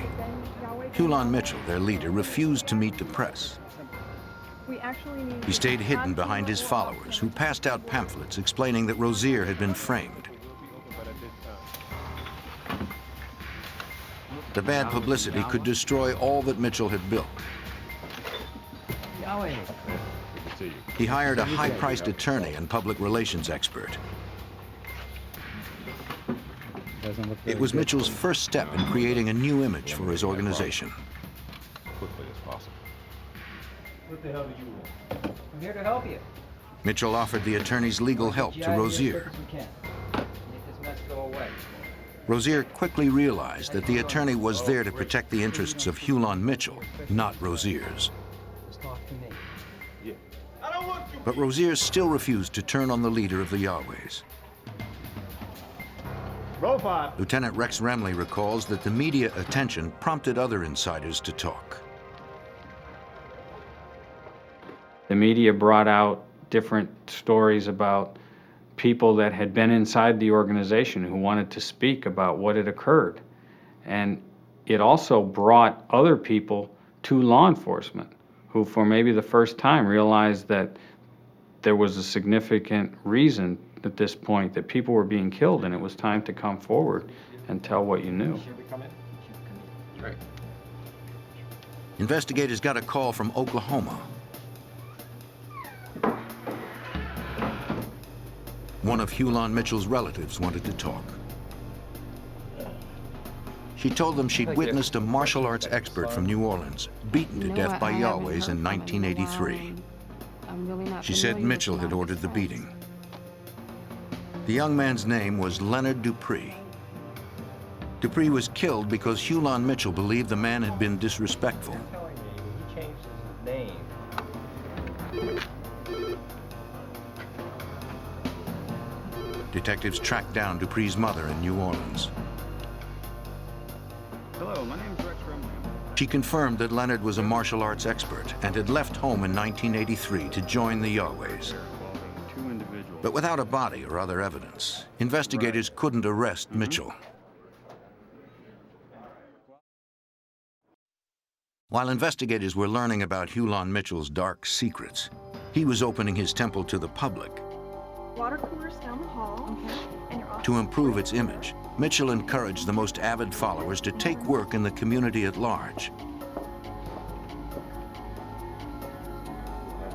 But one avid member was beginning to change his mind about the leader he had followed so closely. For weeks, Robert Rozier sat behind bars, watching Hulan Mitchell distance himself further and further from the murder suspect. Then, in June of 1987, Mitchell formally excommunicated Robert Rozier on live TV. With the symbolic stroke of a marker, Mitchell had separated himself from Rozier permanently. Rozier had no one left to protect but himself. He decided to begin working with the FBI. It was the break agents were hoping for. Just after his transfer to federal prison, Rozier told investigators that he knew of at least 20 murders across the country that had been ordered by the Yahweh leader Hulan Mitchell. To agents, it was clear that Mitchell hid behind organized religion as a front for organized crime. Why? Rozier also explained why he and another man killed Anthony Brown and Rudy Broussard at the apartments in Opelika. For Special Agent Herbert Cousins, it confirmed what he already suspected. Brown and Broussard were executed. That's pretty much what happened. They resisted being evicted from their homes, and they spoke out on TV against the Yahwehs, and we were told that was the reason why they were murdered. Rozier also confessed to the murder of Raymond Kelly and another man whose ears had been cut off.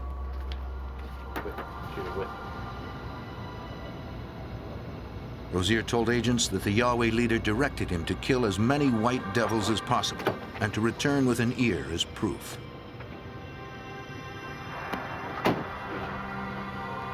With Rozier, the FBI had a witness who could connect Hulan Mitchell to deadly violence. But because he was a killer himself, Rozier wasn't an ideal prosecution witness. U.S. Attorney Richard Scruggs needed to find others willing to corroborate Rozier's stories. We just started traveling all over the country, tracking down these individuals, trying to convince them to testify and to cooperate. One of the questions that we would get early on from the witnesses or from the prospective witnesses was, will I be at risk if I testify? Will something happen to me? Am I likely to get killed? It's the only time in my 22 years of experience that I have told people, because I felt like I had to tell them, is that yes, there is a chance that you will suffer retribution. Hulan Mitchell fought the investigation by continuing to polish his public image. I would like everybody to give a nice warm welcome. He continued to turn distressed buildings into gleaming properties. The opening of the store. As Yahweh Ben Yahweh, he toned down his anti-white message and made large contributions to popular causes. I think it'll make the area a better place. Watching Yahweh become stronger and stronger and watching him become more and more accepted by the community, I, as well as all of the investigators, felt he had to be stopped. Hulan Mitchell became a bigger-than-life public figure, enjoying all the legitimacy money could buy. He seemed unstoppable.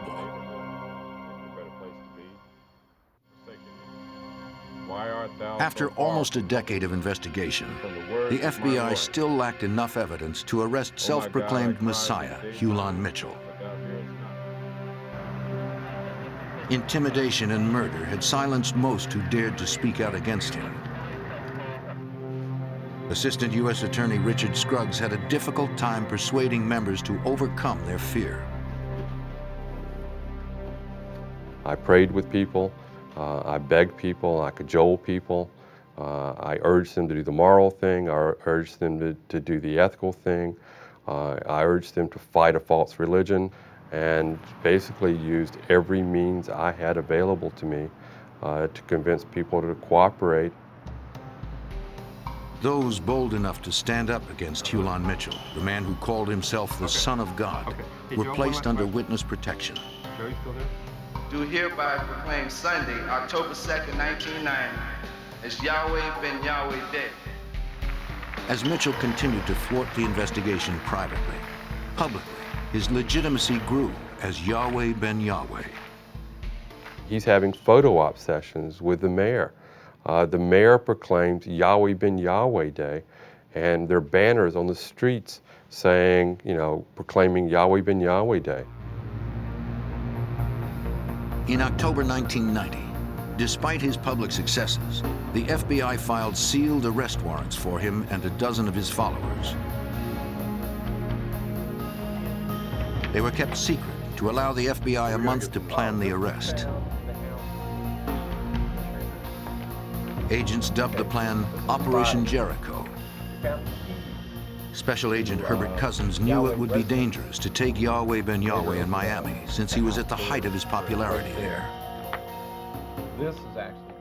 The main issue for law enforcement was safety. The safety of the individuals, the law enforcement members involved in the arrest, and also the safety of innocent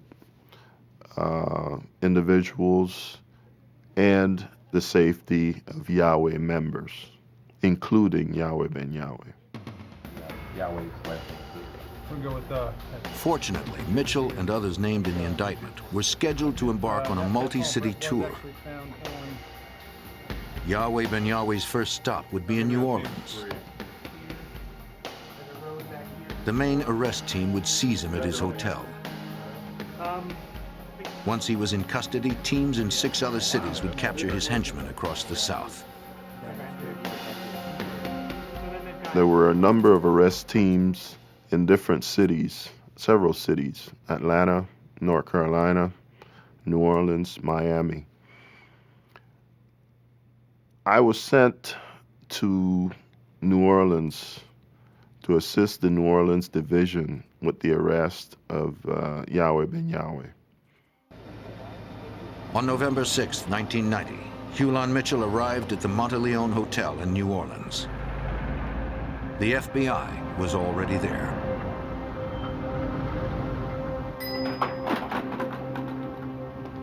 The meeting went well. Right. To track Mitchell's movements, undercover agents were posted on every floor. They're coming up now. They're coming up.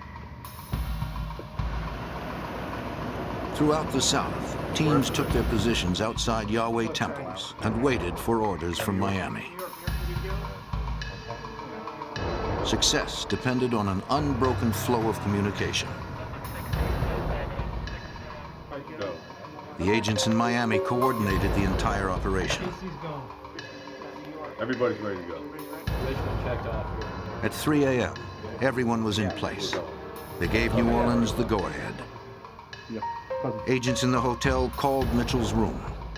The first instruction was that he instruct his bodyguard to turn himself into the agents who were waiting down the hall.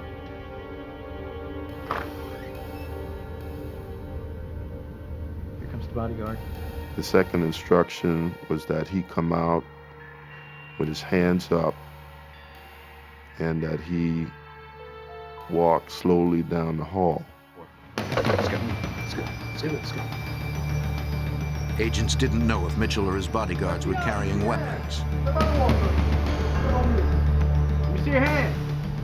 Finally, their main suspect emerged. Hands on your head. And on your knees. They sent word to Miami. You're under arrest. Mitchell was captured. Commit murder. Go. You gotta go. The other teams swarmed in, arresting the criminal members of Mitchell's temple. Get down! Down! Get out of here! Next passenger! Open the side door! Step to the rear of the van! In a matter of minutes, scores of agents mobilized to capture a dozen suspects across hundreds of miles. Make a form of line. Stand beside each other. No one was hurt. We accomplished our goal. We arrested as many individuals as we could identify during the operation, and that's why I believe it was very successful. Hulan Mitchell was charged with extortion, conspiracy, and murder in aid of racketeering. Prosecutor Scruggs believed he was still dangerous. We found out that there was actually a hit team of 5 individuals who were stalking us, trying to find out where we were so that they could kill us upon the orders of Yahweh Ben Yahweh. At trial, his intimidation even penetrated the jury. We knew there were serious problems. We knew people were scared. Several jurors actually got dismissed prior to deliberations because they were scared to go back and deliberate. Perhaps it was fear that caused what prosecutors considered only a partial victory.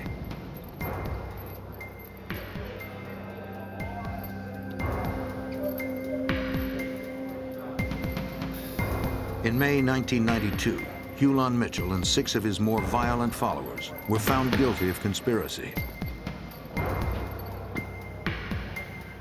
But Mitchell himself received only 18 years in a maximum security federal prison. It had been a difficult case for investigators. He found a successful philosophy that people would flock to and actually start joining and pledge their allegiance to him. And I think the more power he obtained, the more influence he obtained over his followers, that he ultimately lost control of himself. And he believed in his own mind he could do anything, even order life and death.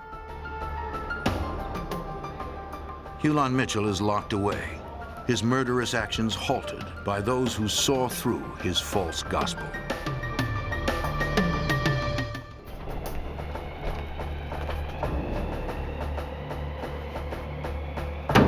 In Arizona, a shipment of money vanished into the high desert, along with the 2 men hired to guard it. The FBI didn't know if the guards were participants or victims of an ambush. Answers lay somewhere in Arizona's vast Northwest Territory. FBI agents struggled to piece together scattered clues to reveal the truth.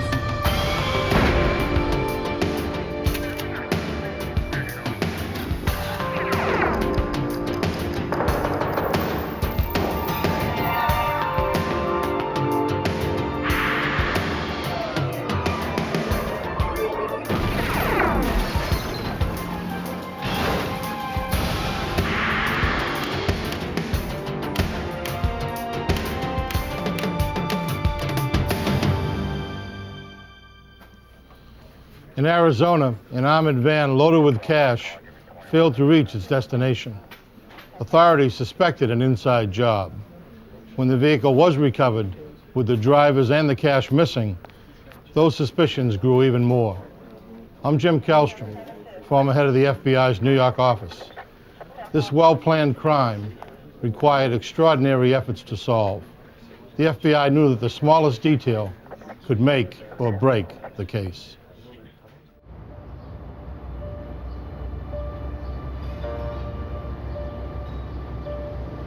May 24th, 1977, Phoenix, Arizona.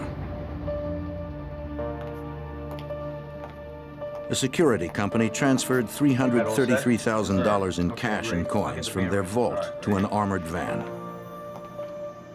2 courier guards prepared for another day distributing cash to Arizona banks. Y'all about ready to go? We've got a problem with this door. I think we want to take a look at it. Let me see. One guard discovered a problem with the van's side door latch. They would report to the company maintenance garage before they set out. This delay put Cecil Newkirk and Russell Dempsey an hour behind schedule.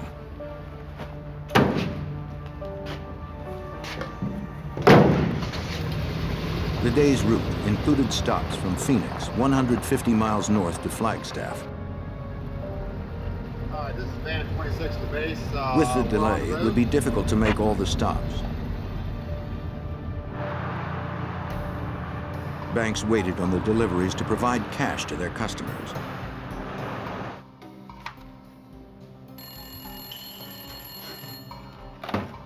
Superior security. By 10:30 a.m., the security company received a call from a bank complaining they had not received their delivery. Mechanical problems with the van, so we got a little late start. Well, they should be there shortly. You know, At first, the dispatcher thought the late start explained the problem. All right, we'll keep us informed. All right. But throughout the afternoon, the dispatcher couldn't reach the guards. Base Courier 1. Dempsey, you out there? This is Base. Come on in. By 4:30, the company contacted the FBI. The Phoenix field office broadcast an APB for the armored van to all area police. State and local authorities used the remaining light of the evening to search for the missing van. They found no sign of it or the courier guards. Special Agent Stephen Chenoweth, now retired from the FBI's Phoenix field office, wondered if the guards had driven off with the money. One of the first things that you do is certainly look at the drivers to see whether or not that might be a possibility as to what had happened, whether there's a driver involvement. Both of the missing guards were married. That evening, an FBI agent interviewed each of their wives separately. They confirmed that neither of their husbands had financial problems that would provoke them to steal the money.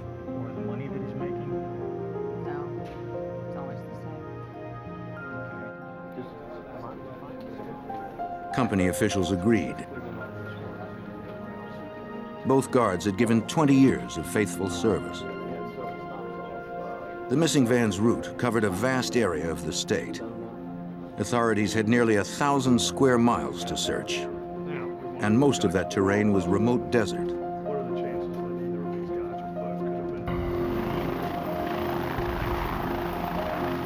The next day, Arizona Department of Public Safety helicopters retraced the guards' scheduled route.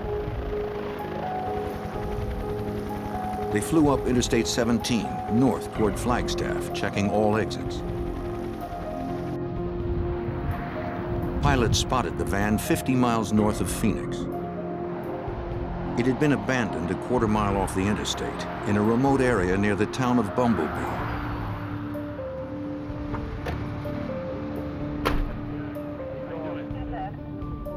Arizona public safety officers and local deputies cordoned off the area before the FBI arrived.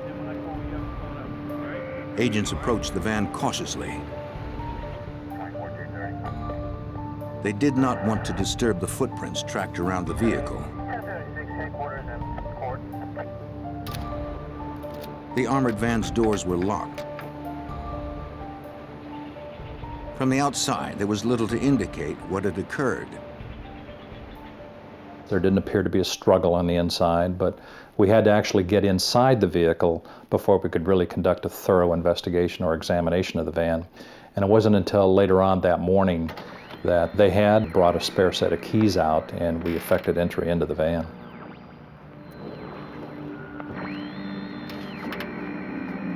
The radio was still on. Yet the base had not received any calls for help. The van's siren had not been tripped. A shotgun kept in the van for defense had not been fired, and its safety was still engaged. The guards had not used any of their resources to signal that there had been a robbery. In the back, agents found bags containing several $1,000s in coins, but $293,000 in paper currency was missing. Blood spatter on the carpet and money bags indicated someone had been injured, but agents didn't know who.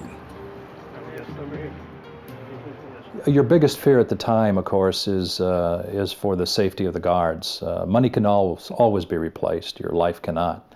And so we were certainly concerned about the guards' fate.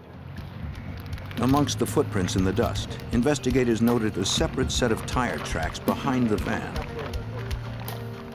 Evidence technicians captured the tire prints with photos and plaster casts. Agents concluded that it was unlikely the guards had been overpowered by a single perpetrator. The location of the van, the condition of the van, and everything that we found at the scene just told us that this was a crime that had been well planned and probably had been committed by more than one person. There. Deputy Dale Lent from nearby Mojave County was brought in to assist the investigation. A narcotics officer trained in ground print identification, Lent could reconstruct crimes from foot and vehicle prints. He was one of only 2 trackers qualified to testify in Arizona court. The first concern was to check the area to see if the guards had been taken somewhere away from the van and something had happened to them. So the first thing I did was do a 360 around the scene, which included checking the road further up. The guards were nowhere to be found. But on a hill near where the van was abandoned, Lent discovered more tire tracks and footprints. From this position, there was an unobstructed view of the interstate that the guards traveled. Back near the van itself, the deputy found 2 separate sets of large footprints. Based on his observations, Lent concluded that at least one other vehicle and 2 perpetrators had been involved.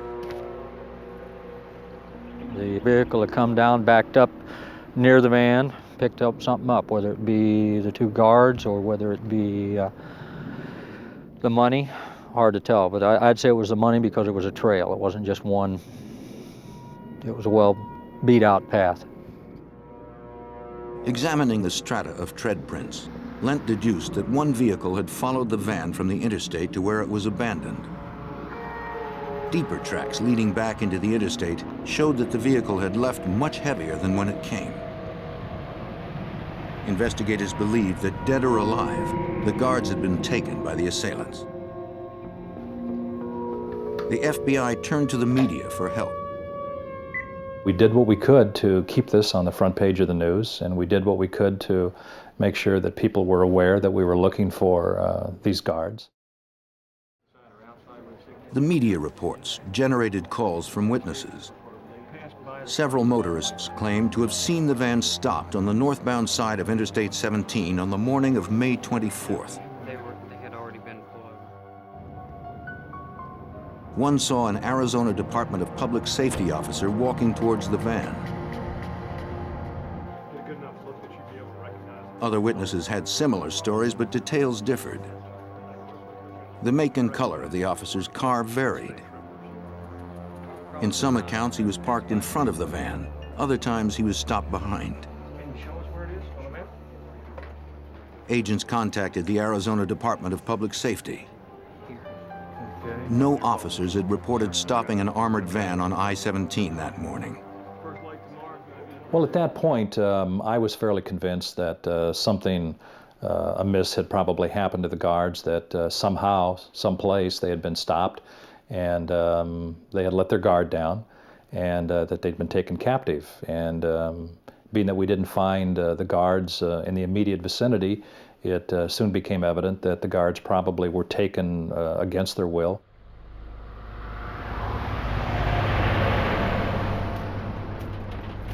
The FBI and Deputy Lent searched Interstate 17 for the spot witnesses had described. The tracker found the place where he believed the van had been stopped. The marks were fresh within the time frame, 24 to 48 hours. You could see where the door was, where somebody got out, where there were scuff marks there on the ground. It looked like, where there'd been movement. Digs and gouges in the dirt indicated that there had been a struggle near the rear of the van. A second vehicle's tire tracks at the interstate matched those in the remote area where the van had been abandoned. Curiously, the same tracks were found further up the road, just in front of where the van had been pulled over. Several motorists even underwent hypnosis to provide details to a sketch artist of what they remembered. Some recalled that the officer at the scene wore a hat. Others claimed the officer had no hat. But none of the sketches produced any leads.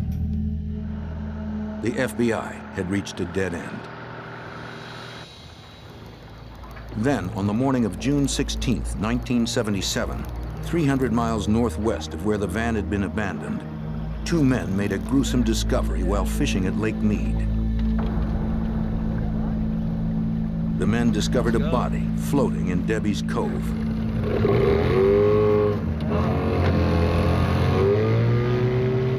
They contacted the National Park Service.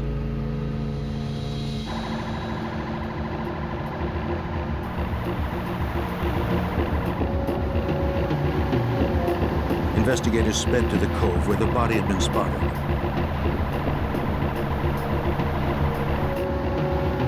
Local law enforcement joined the National Park Service divers.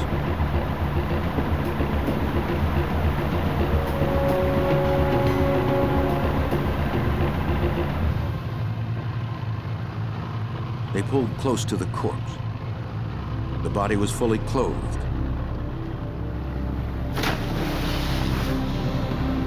Its head and torso were covered with a canvas bag. An officer retrieved a wallet from the back pocket. The victim was Russell Dempsey, one of the missing armored car guards. The divers searched the area but couldn't find the second guard's body. Not far below the surface, they discovered two sticks of wood connected by a rope. What do you got? Okay, bring it on over to the boat here.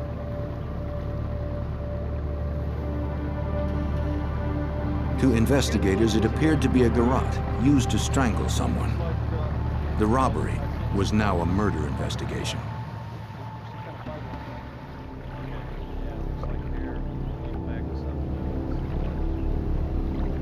Investigators still had nothing that could lead them to any suspects. They only knew that an Arizona public safety officer, or someone masquerading as one, might be involved. On the morning of June 16, 1977, National Park Service divers in Arizona retrieved a dead body from Lake Mead. It was one of two armored car guards that had disappeared on May 24th, along with $293,000. The whereabouts of the second guard and the money remained unknown. The county medical examiner determined that the guard found in the lake had suffered a heart attack. He had also been strangled. Investigators believed that a garrote recovered near the body had been used to choke him. A strand of the victim's hair found tangled in the device supported their suspicions. FBI agents traveled to Lake Mead to question people who were familiar with the resort area. Whoever had dumped the body had likely used a boat to get to the deeper water. More than 20 agents canvassed rental shops around the 247 square mile lake. No one reported any suspicious activity, but agents collected rental receipts in the hopes they'd eventually have a suspect's name to reference. Special Agent Laird Heastand, now retired from the FBI's Kingman Resident Agency, joined the case. He would search for names on receipts any place a traveler might have visited in the area. We didn't have any good leads on who had committed this crime. And our assistant agent in charge in the Phoenix office decided to have FBI agents check every service station from the area where the armored car was located all the way up to Lake Mead where the body had been transported. That was a distance of more than 300 miles. Considering all the different routes to the lake, the agents had hundreds of service stations to check. The agent started his inquiries at the station owned by an acquaintance named Stan. I asked Stan if he had heard anything about the robbery, and he said to me, "I've been waiting for somebody to come to talk to me." And then he related to me that the day after the robbery that he had to take his tow truck up to Lake Mead and pull a truck out of the lake that had backed out into the lake.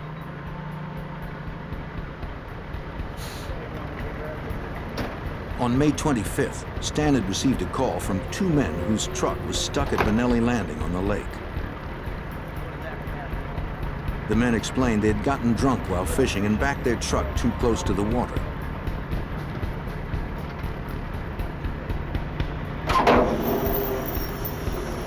The owner didn't see any fishing equipment in the pickup, but he did notice drag marks in the dust of the flatbed. It appeared that something heavy had been hauled out of the back. All right. Stan brought the two men to his service station.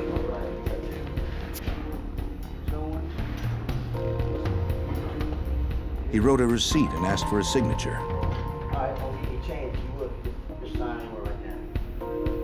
The customers hesitated before one agreed to sign.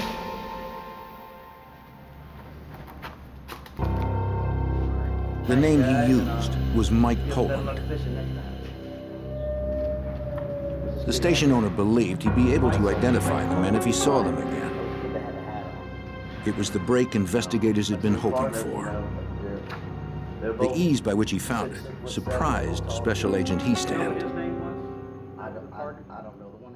The first place I walk into, I developed this information. It totally caught me off guard and shocked me. And I said, "Oh boy, this is it. We finally have something that we can start from." Agents searched for the name Michael Poland amongst the thousands of boat rental receipts collected from Lake Mead. After several hours, they found it. Michael Poland had rented a boat the day after the robbery naming Benelli Landing as his destination. It was the same spot from where his truck had been towed. Agents returned to Lake Mead, searching for additional evidence between Benelli Landing and the boat rental shop on the opposite shore. Within the breadth of that 4.5-mile span, officers spotted another bag-covered corpse floating on the surface. It was the second missing courier guard. He had been severely beaten before he was drowned. The medical examiner found 2 welts on his chest, consistent with wounds inflicted by a high-voltage taser gun. The guard's personal effects were removed, including a self-winding watch that had stopped at 10:37 p.m. on May 26th. Special Agent Stephen Chenoweth's team redoubled their search for clues at Lake Mead. Based upon where their bodies were found and the currents and the length of time that we felt that they had been in the water itself, we were able to track back where we thought they may have been put in at Lake Mead. That area was just 100 yards from Debbie's Cove, where the body of the first guard had surfaced. Divers focused on a ledge 12 feet down that bordered an 800-foot trench. A sweep of the ledge yielded a third canvas bag, similar to the ones that covered the bodies.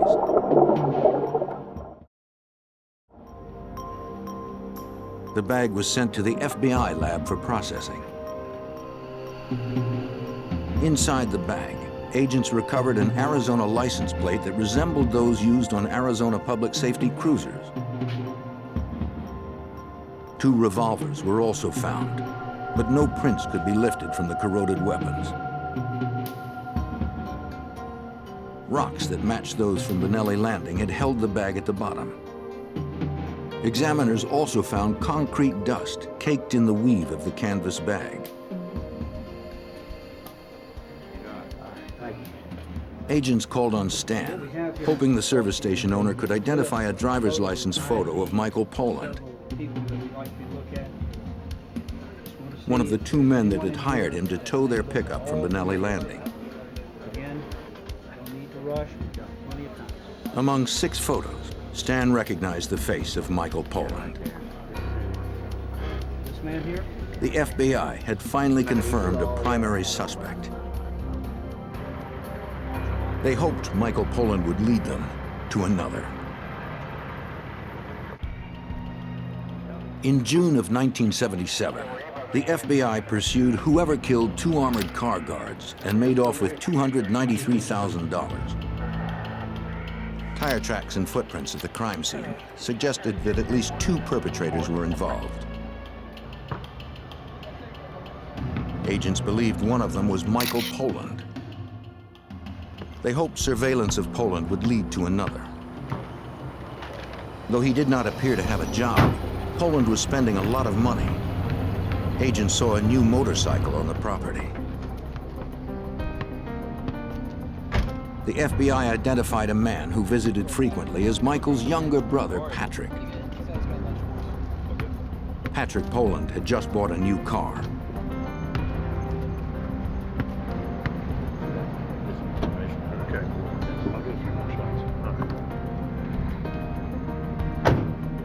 When the brothers were inside, an agent approached Michael's teenage son and complimented the new motorcycle. The boy responded that his father had recently bought 2 of them and a lot more.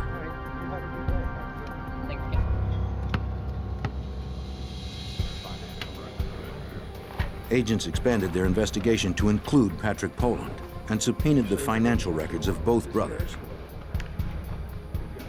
Prior to the armored van robbery, each had severe money problems. Shortly after, their debts had been paid and both had purchased new vehicles. Special Agent Stephen Chenoweth compared their income to their recent spending habits. We tried to document as much as we could as to how much money they were spending and to what kind of means of support that they had. And the 2 just didn't seem to mesh very well. And when that happens, and then you know that folks have got access to a fairly large amount of money with no real means of support, that's a pretty good clue to us. Agents interviewed the brother's father and photographed his pickup truck. Mr. Poland admitted that his sons had borrowed the truck on the day of the robbery. The father had mixed concrete in the flatbed several weeks before the robbery. Agents took a sample of the dust for processing.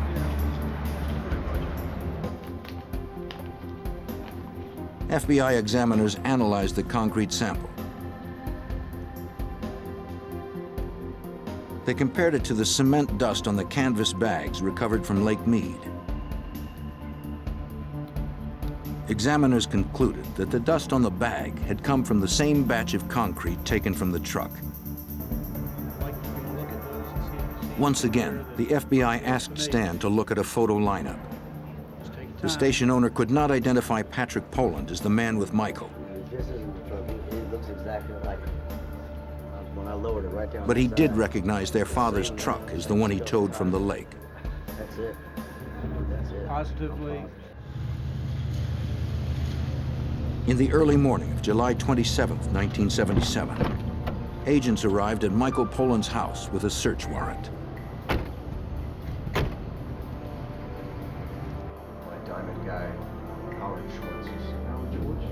Poland claimed to be a self-employed jewelry salesman. He said that on the day of the heist, he was in Las Vegas buying gems. There 3 days. What did you do on the way back? Investigators found $12,000 in cash. We got here. That's a lot of money. He claimed it was used for their jewelry business. The agents confiscated numerous receipts. One of them was for a pair of high-voltage taser guns sold to a man named Mark Harris a month before the robbery. A short distance away, agents searched the house of Michael's brother, Patrick Poland. FBI Special Agent Frank Mowry, now retired, asked if he and his brother Michael had been at Lake Mead. Patrick gave a different story than his brother had. He initially said that he and his brother were there fishing. He was very nervous. He was extremely nervous. He had difficulty in explaining a lot of about his whereabouts, particularly on the day of the crime and the day after the crime. While Patrick was being interviewed, he received a call. Mike, 3 batches just like everybody else. Going through everything. It was his brother Michael. Yeah, they're over here too. He urged Patrick not to talk to investigators. The search at Patrick's house yielded a stash of weapons and $16,000 in cash. The FBI tracked down and processed the cars the brothers owned before the robbery. Different. The tire treads did not match the tracks found at the crime scene. Examiners found no physical evidence that tied the cars to the crime.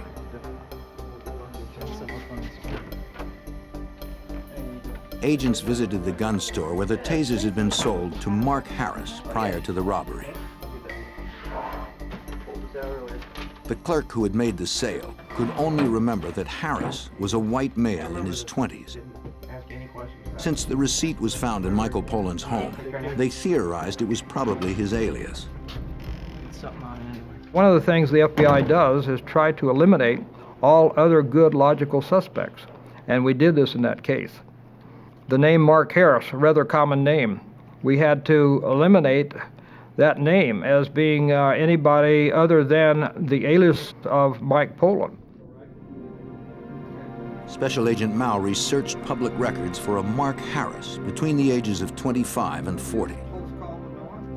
We actually identified literally hundreds of Mark Harrises, from vehicle records, motor vehicle records, phone books, and every way we could, and went out to their houses physically, tracked them down and interviewed them, and found that they did not have anything to do with this crime.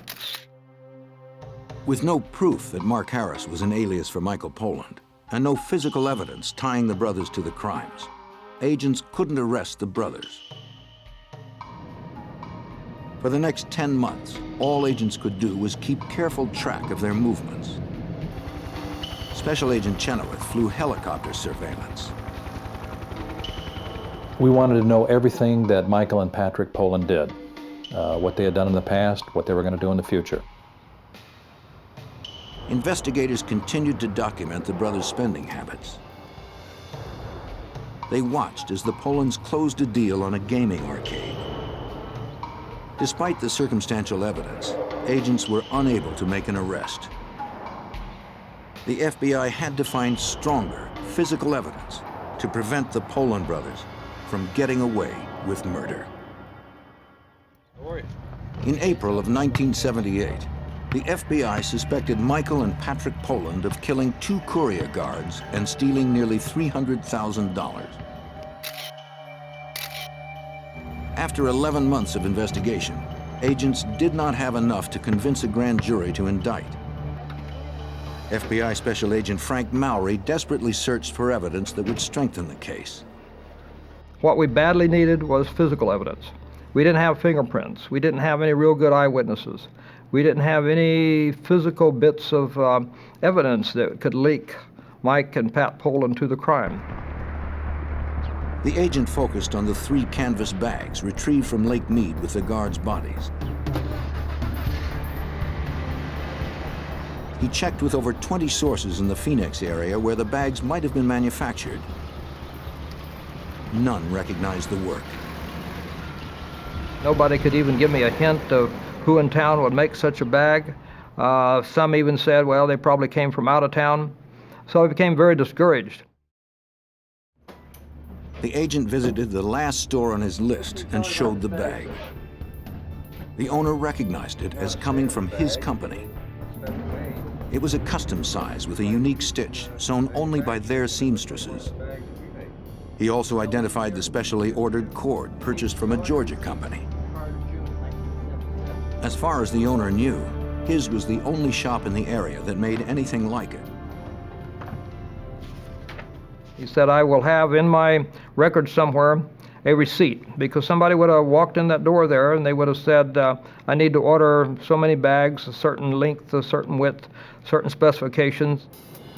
At the Phoenix FBI office, agents poured over hundreds of receipts covering years of business from the bag manufacturer. After almost a week, they found one receipt for 3 custom canvas bags dated 1 month before the robbery. They were sold to a man named Mark Harris. That's the Harris. Agents had seen the name before on a receipt for a pair of tasers. They had found the voucher months earlier during a search of Michael Poland's house. Hold on a second, Frank. The FBI was further convinced that Mark Harris was an alias for Michael Poland. The canvas bag receipt connected the alias to the murdered guards, and cement dust in the pickup the brothers drove matched dust found in the bags. On May 17, 1978, after nearly a year of investigation, a federal grand jury returned an indictment for murder, kidnapping, and robbery against Michael and Patrick Poland. Gentlemen, these men should both be considered extremely armed. The FBI suspected that the Polands would not surrender quietly. They've both already killed 2 men that we know of. You got your route plan. You're going to be picking up Patrick. We're going to be picking up Mike. Check your weapons. Check your vest. Special Agent Stephen Chenoweth believed an armed confrontation was possible. It had to be very well and meticulously planned. The Polands were very violent. They had shown their violence. They had a strong propensity to, commit violence, as evidenced by the guards' fate. And one of the things that we absolutely knew we could not do was to arrest them while they were in the house. And we absolutely had to take them away from the homes. Agents feared the suspects would barricade themselves in their houses and shoot it out if they discovered they were going to be arrested. This guy, yeah. Agents waited for Patrick Poland to emerge. When he finally did, they noticed he was carrying a case for a handgun.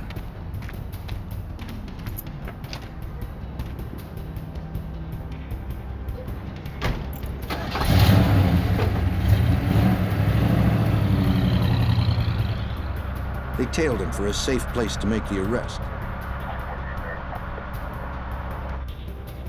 The second arrest team waited for Michael Poland to come out of a real estate office. Once outside, there would be less risk to bystanders if shooting erupted. The first arrest team caught up with Patrick outside the game arcade. The agents intercepted him before he entered the building. Back up. Back up. Put your hands up. We identified ourselves. Of course, he knew me already from previous contacts, and I told him the time had come, and we had warrants for their arrest. And he gave up without any problem. He was armed. He had a .44 Magnum weapon on him and another couple of weapons in his car, but he made no effort to use them. Agents radioed the other team that Patrick had been picked up.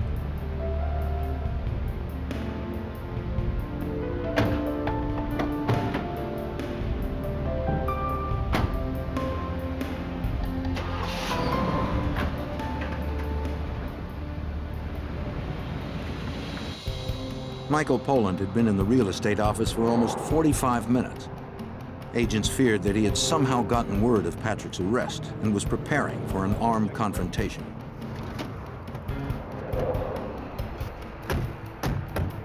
They decided to risk entering the building. Federal agents, please step back. Mike Poland, you're under arrest. The suspected murderer surrendered without incident. Cannot afford an attorney, they can provide one for you. You understand what I'm saying? Michael Poland refused to answer questions. He insisted his brother do the same. No fingerprints tied either brother to the murdered guards or the abducted van. Michael remained confident that the FBI case was weak.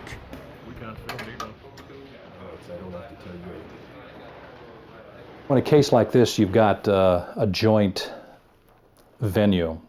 Venue certainly lies with the federal government with respect to the actual robbery of the van, and but we also have a homicide case that rests with the state authorities. Authorities considered their best strategy for a successful prosecution. State and federal prosecutors decided to split the charges. The Polands went on trial for robbery and kidnapping in federal court. Based on the circumstantial evidence gathered, a federal jury found the brothers guilty of the charges on February 15, 1979. They were sentenced to 100 years. These were two guards that were very hardworking, very loyal to their company. Both of them had worked for about 20 years for the company. They were actually within weeks of retiring. They were family men, they were good men, religious men, men that had devoted a lot of time and effort and loyalty to this company. And on the eve of their retirement, they were killed. In November of 1979, an Arizona state jury returned a guilty verdict for murder. The judge gave the brothers the death penalty. The Polands appealed their conviction. The Arizona Supreme Court found that the testimony of a hypnotized witness and the taser gun evidence should not have been used. They also found that the jury had inappropriately discussed the federal trial. The Poland brothers' state murder convictions were overturned.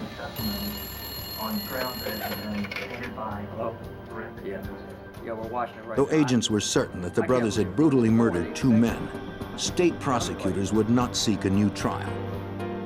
Because of parole laws at the time, Michael and Patrick Poland would be eligible for parole in less than 7 years.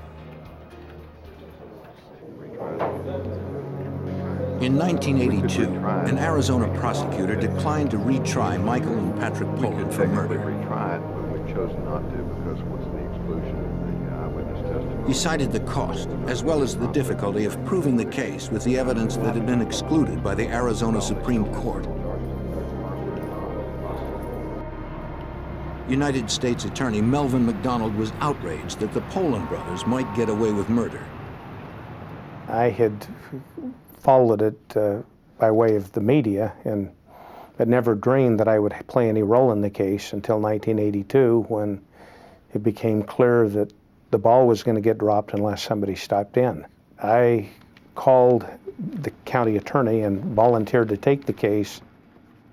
For the first time in history, a U.S. attorney was deputized as an Arizona state prosecutor. McDonald had to resurrect a case that many considered impossible to retry. There had been 5 years transpired between the time of the crime and the time of the trial. Witnesses travel and move all over the country. Memories start to fade. And so you've got to recreate and present the crime as if it happened a month ago, when you're facing the problem that it's really 5 years old. The prosecutor wanted to lock down the exact time that the victims had been deposited into Lake Mead and prove it was the same time the Polans were at the lake, so there would be no question the Polans were responsible. One of the problems with the finding of the guards was that their bodies were not recovered for 6 weeks. The defense, we knew, would argue that they could have been dumped there by the real killers at any time. Working with the FBI, the prosecutor found a piece of evidence that had been overlooked in the earlier trials. The second guard's self-winding watch. Examiners noted that the watch stopped at 10:37 p.m. on May 26th. That particular self-winding watch would stop working if it weren't moved for 12 hours.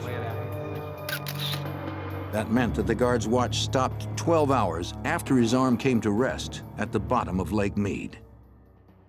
We actually had watch experts take the watch apart to prove that the watch had not stopped because of water damage. There was no water that had gotten into the portions of the watch that controlled its operation. We literally went all the way to Switzerland to get experts there to talk about how much time it would take for a watch that hadn't been cleaned in 5 years to finally unwind. Watch to the jury, please. Forensics experts used this information to determine exactly when the bodies had been dumped into the water. Their estimation exactly matched the time the FBI had established that the Polans were at the lake, getting their pickup towed from Benelli Landing. The prosecutor explained that the brothers had been there to dump the bodies. For the drama point, I told the jury that while Mr. Newkirk is dead, he is speaking to you from the grave. He's asking you, look at my watch. I'm sending you a message through my watch. After 3 hours of deliberation, the jury was convinced. Will the defendants rise? On November 18th, 1982, they found Michael and Patrick Poland guilty of murder. The judge reinstated a sentence of death. All rise. Once again, the defendants appealed the conviction. It was one of the rare instances where their case went to the United States Supreme Court. And the United States, in a published opinion, a very closely divided court, again affirmed their conviction and sentences. How the situation... With nothing left to lose, Patrick Poland agreed to tell investigators and the families of the victims exactly what happened.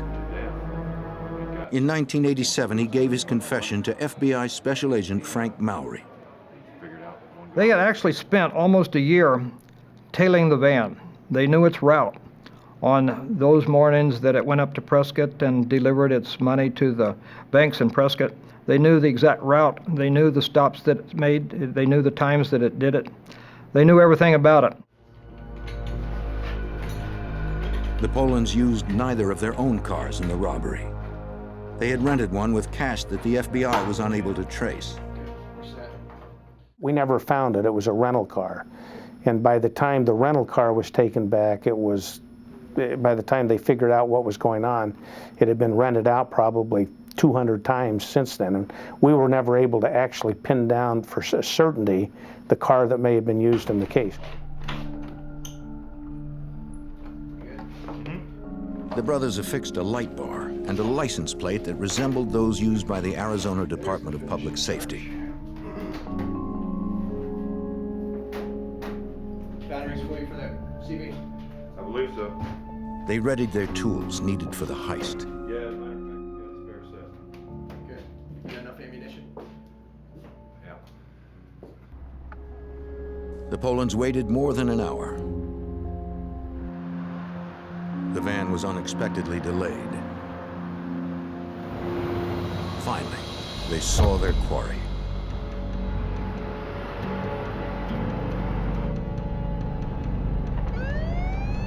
Patrick drove the disguised car while Michael hid under the dash.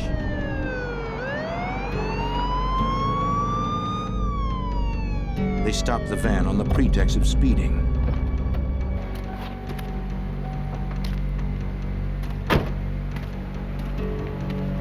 Company policy insisted that the guards never open the van doors to anyone, even if stopped by the police.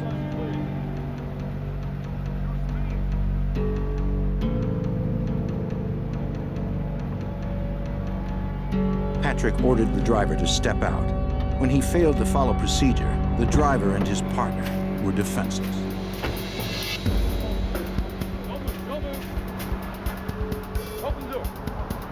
The Polands put the guards in the rear of the van. Michael was to drive the van while Patrick drove the car. But when Patrick took off, the van didn't follow. This explained the tracks found in front of where the van was stopped.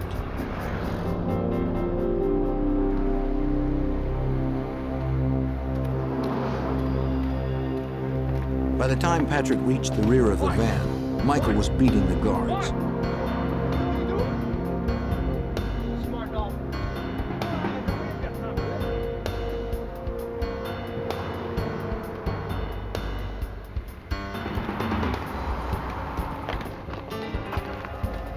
They stunned the guards with high-voltage tasers.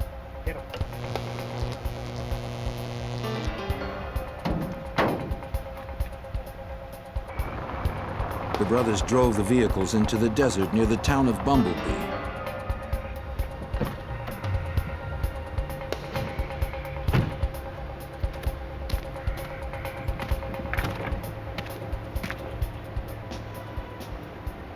Pat.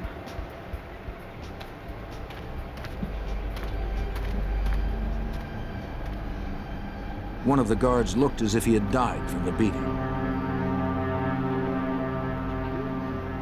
Michael decided that the other would have to die as well. He had a makeshift garrote in his pocket, a cord tied to 2 pieces of wood. And the one thing we found out about it, of course, is that Mike was obviously the planner, the instigator, and the enforcer, and everything related to the crime, and that he was the one who physically murdered the 2 guards. Pat, of course, helped him at Mike's insistence, but it was Mike who put the rope around their neck and choked them. Went around in the back. Patrick claimed that Michael had buried most of the money in the desert. Just had to stop. At least one of the Polands' relatives knew where that was. Because she cooperated, the authorities didn't prosecute her for her involvement. The money had rotted from the elements in the intervening years. Patrick's confession gave closure to the case. We knew most of it. We felt better, of course, when the person actually admits it, because there's always some room for doubt until you get it from the heart and from the mouth of the perpetrator. The courts turned down all appeals for the Polands. The state of Arizona finally administered a lethal injection to Michael Poland on June 16, 1999. After all calls for clemency were denied, Patrick Poland was executed 9 months later on March 15, 2000. Unlike his older brother, Patrick used his final moments to express regret for the pain and suffering he had caused.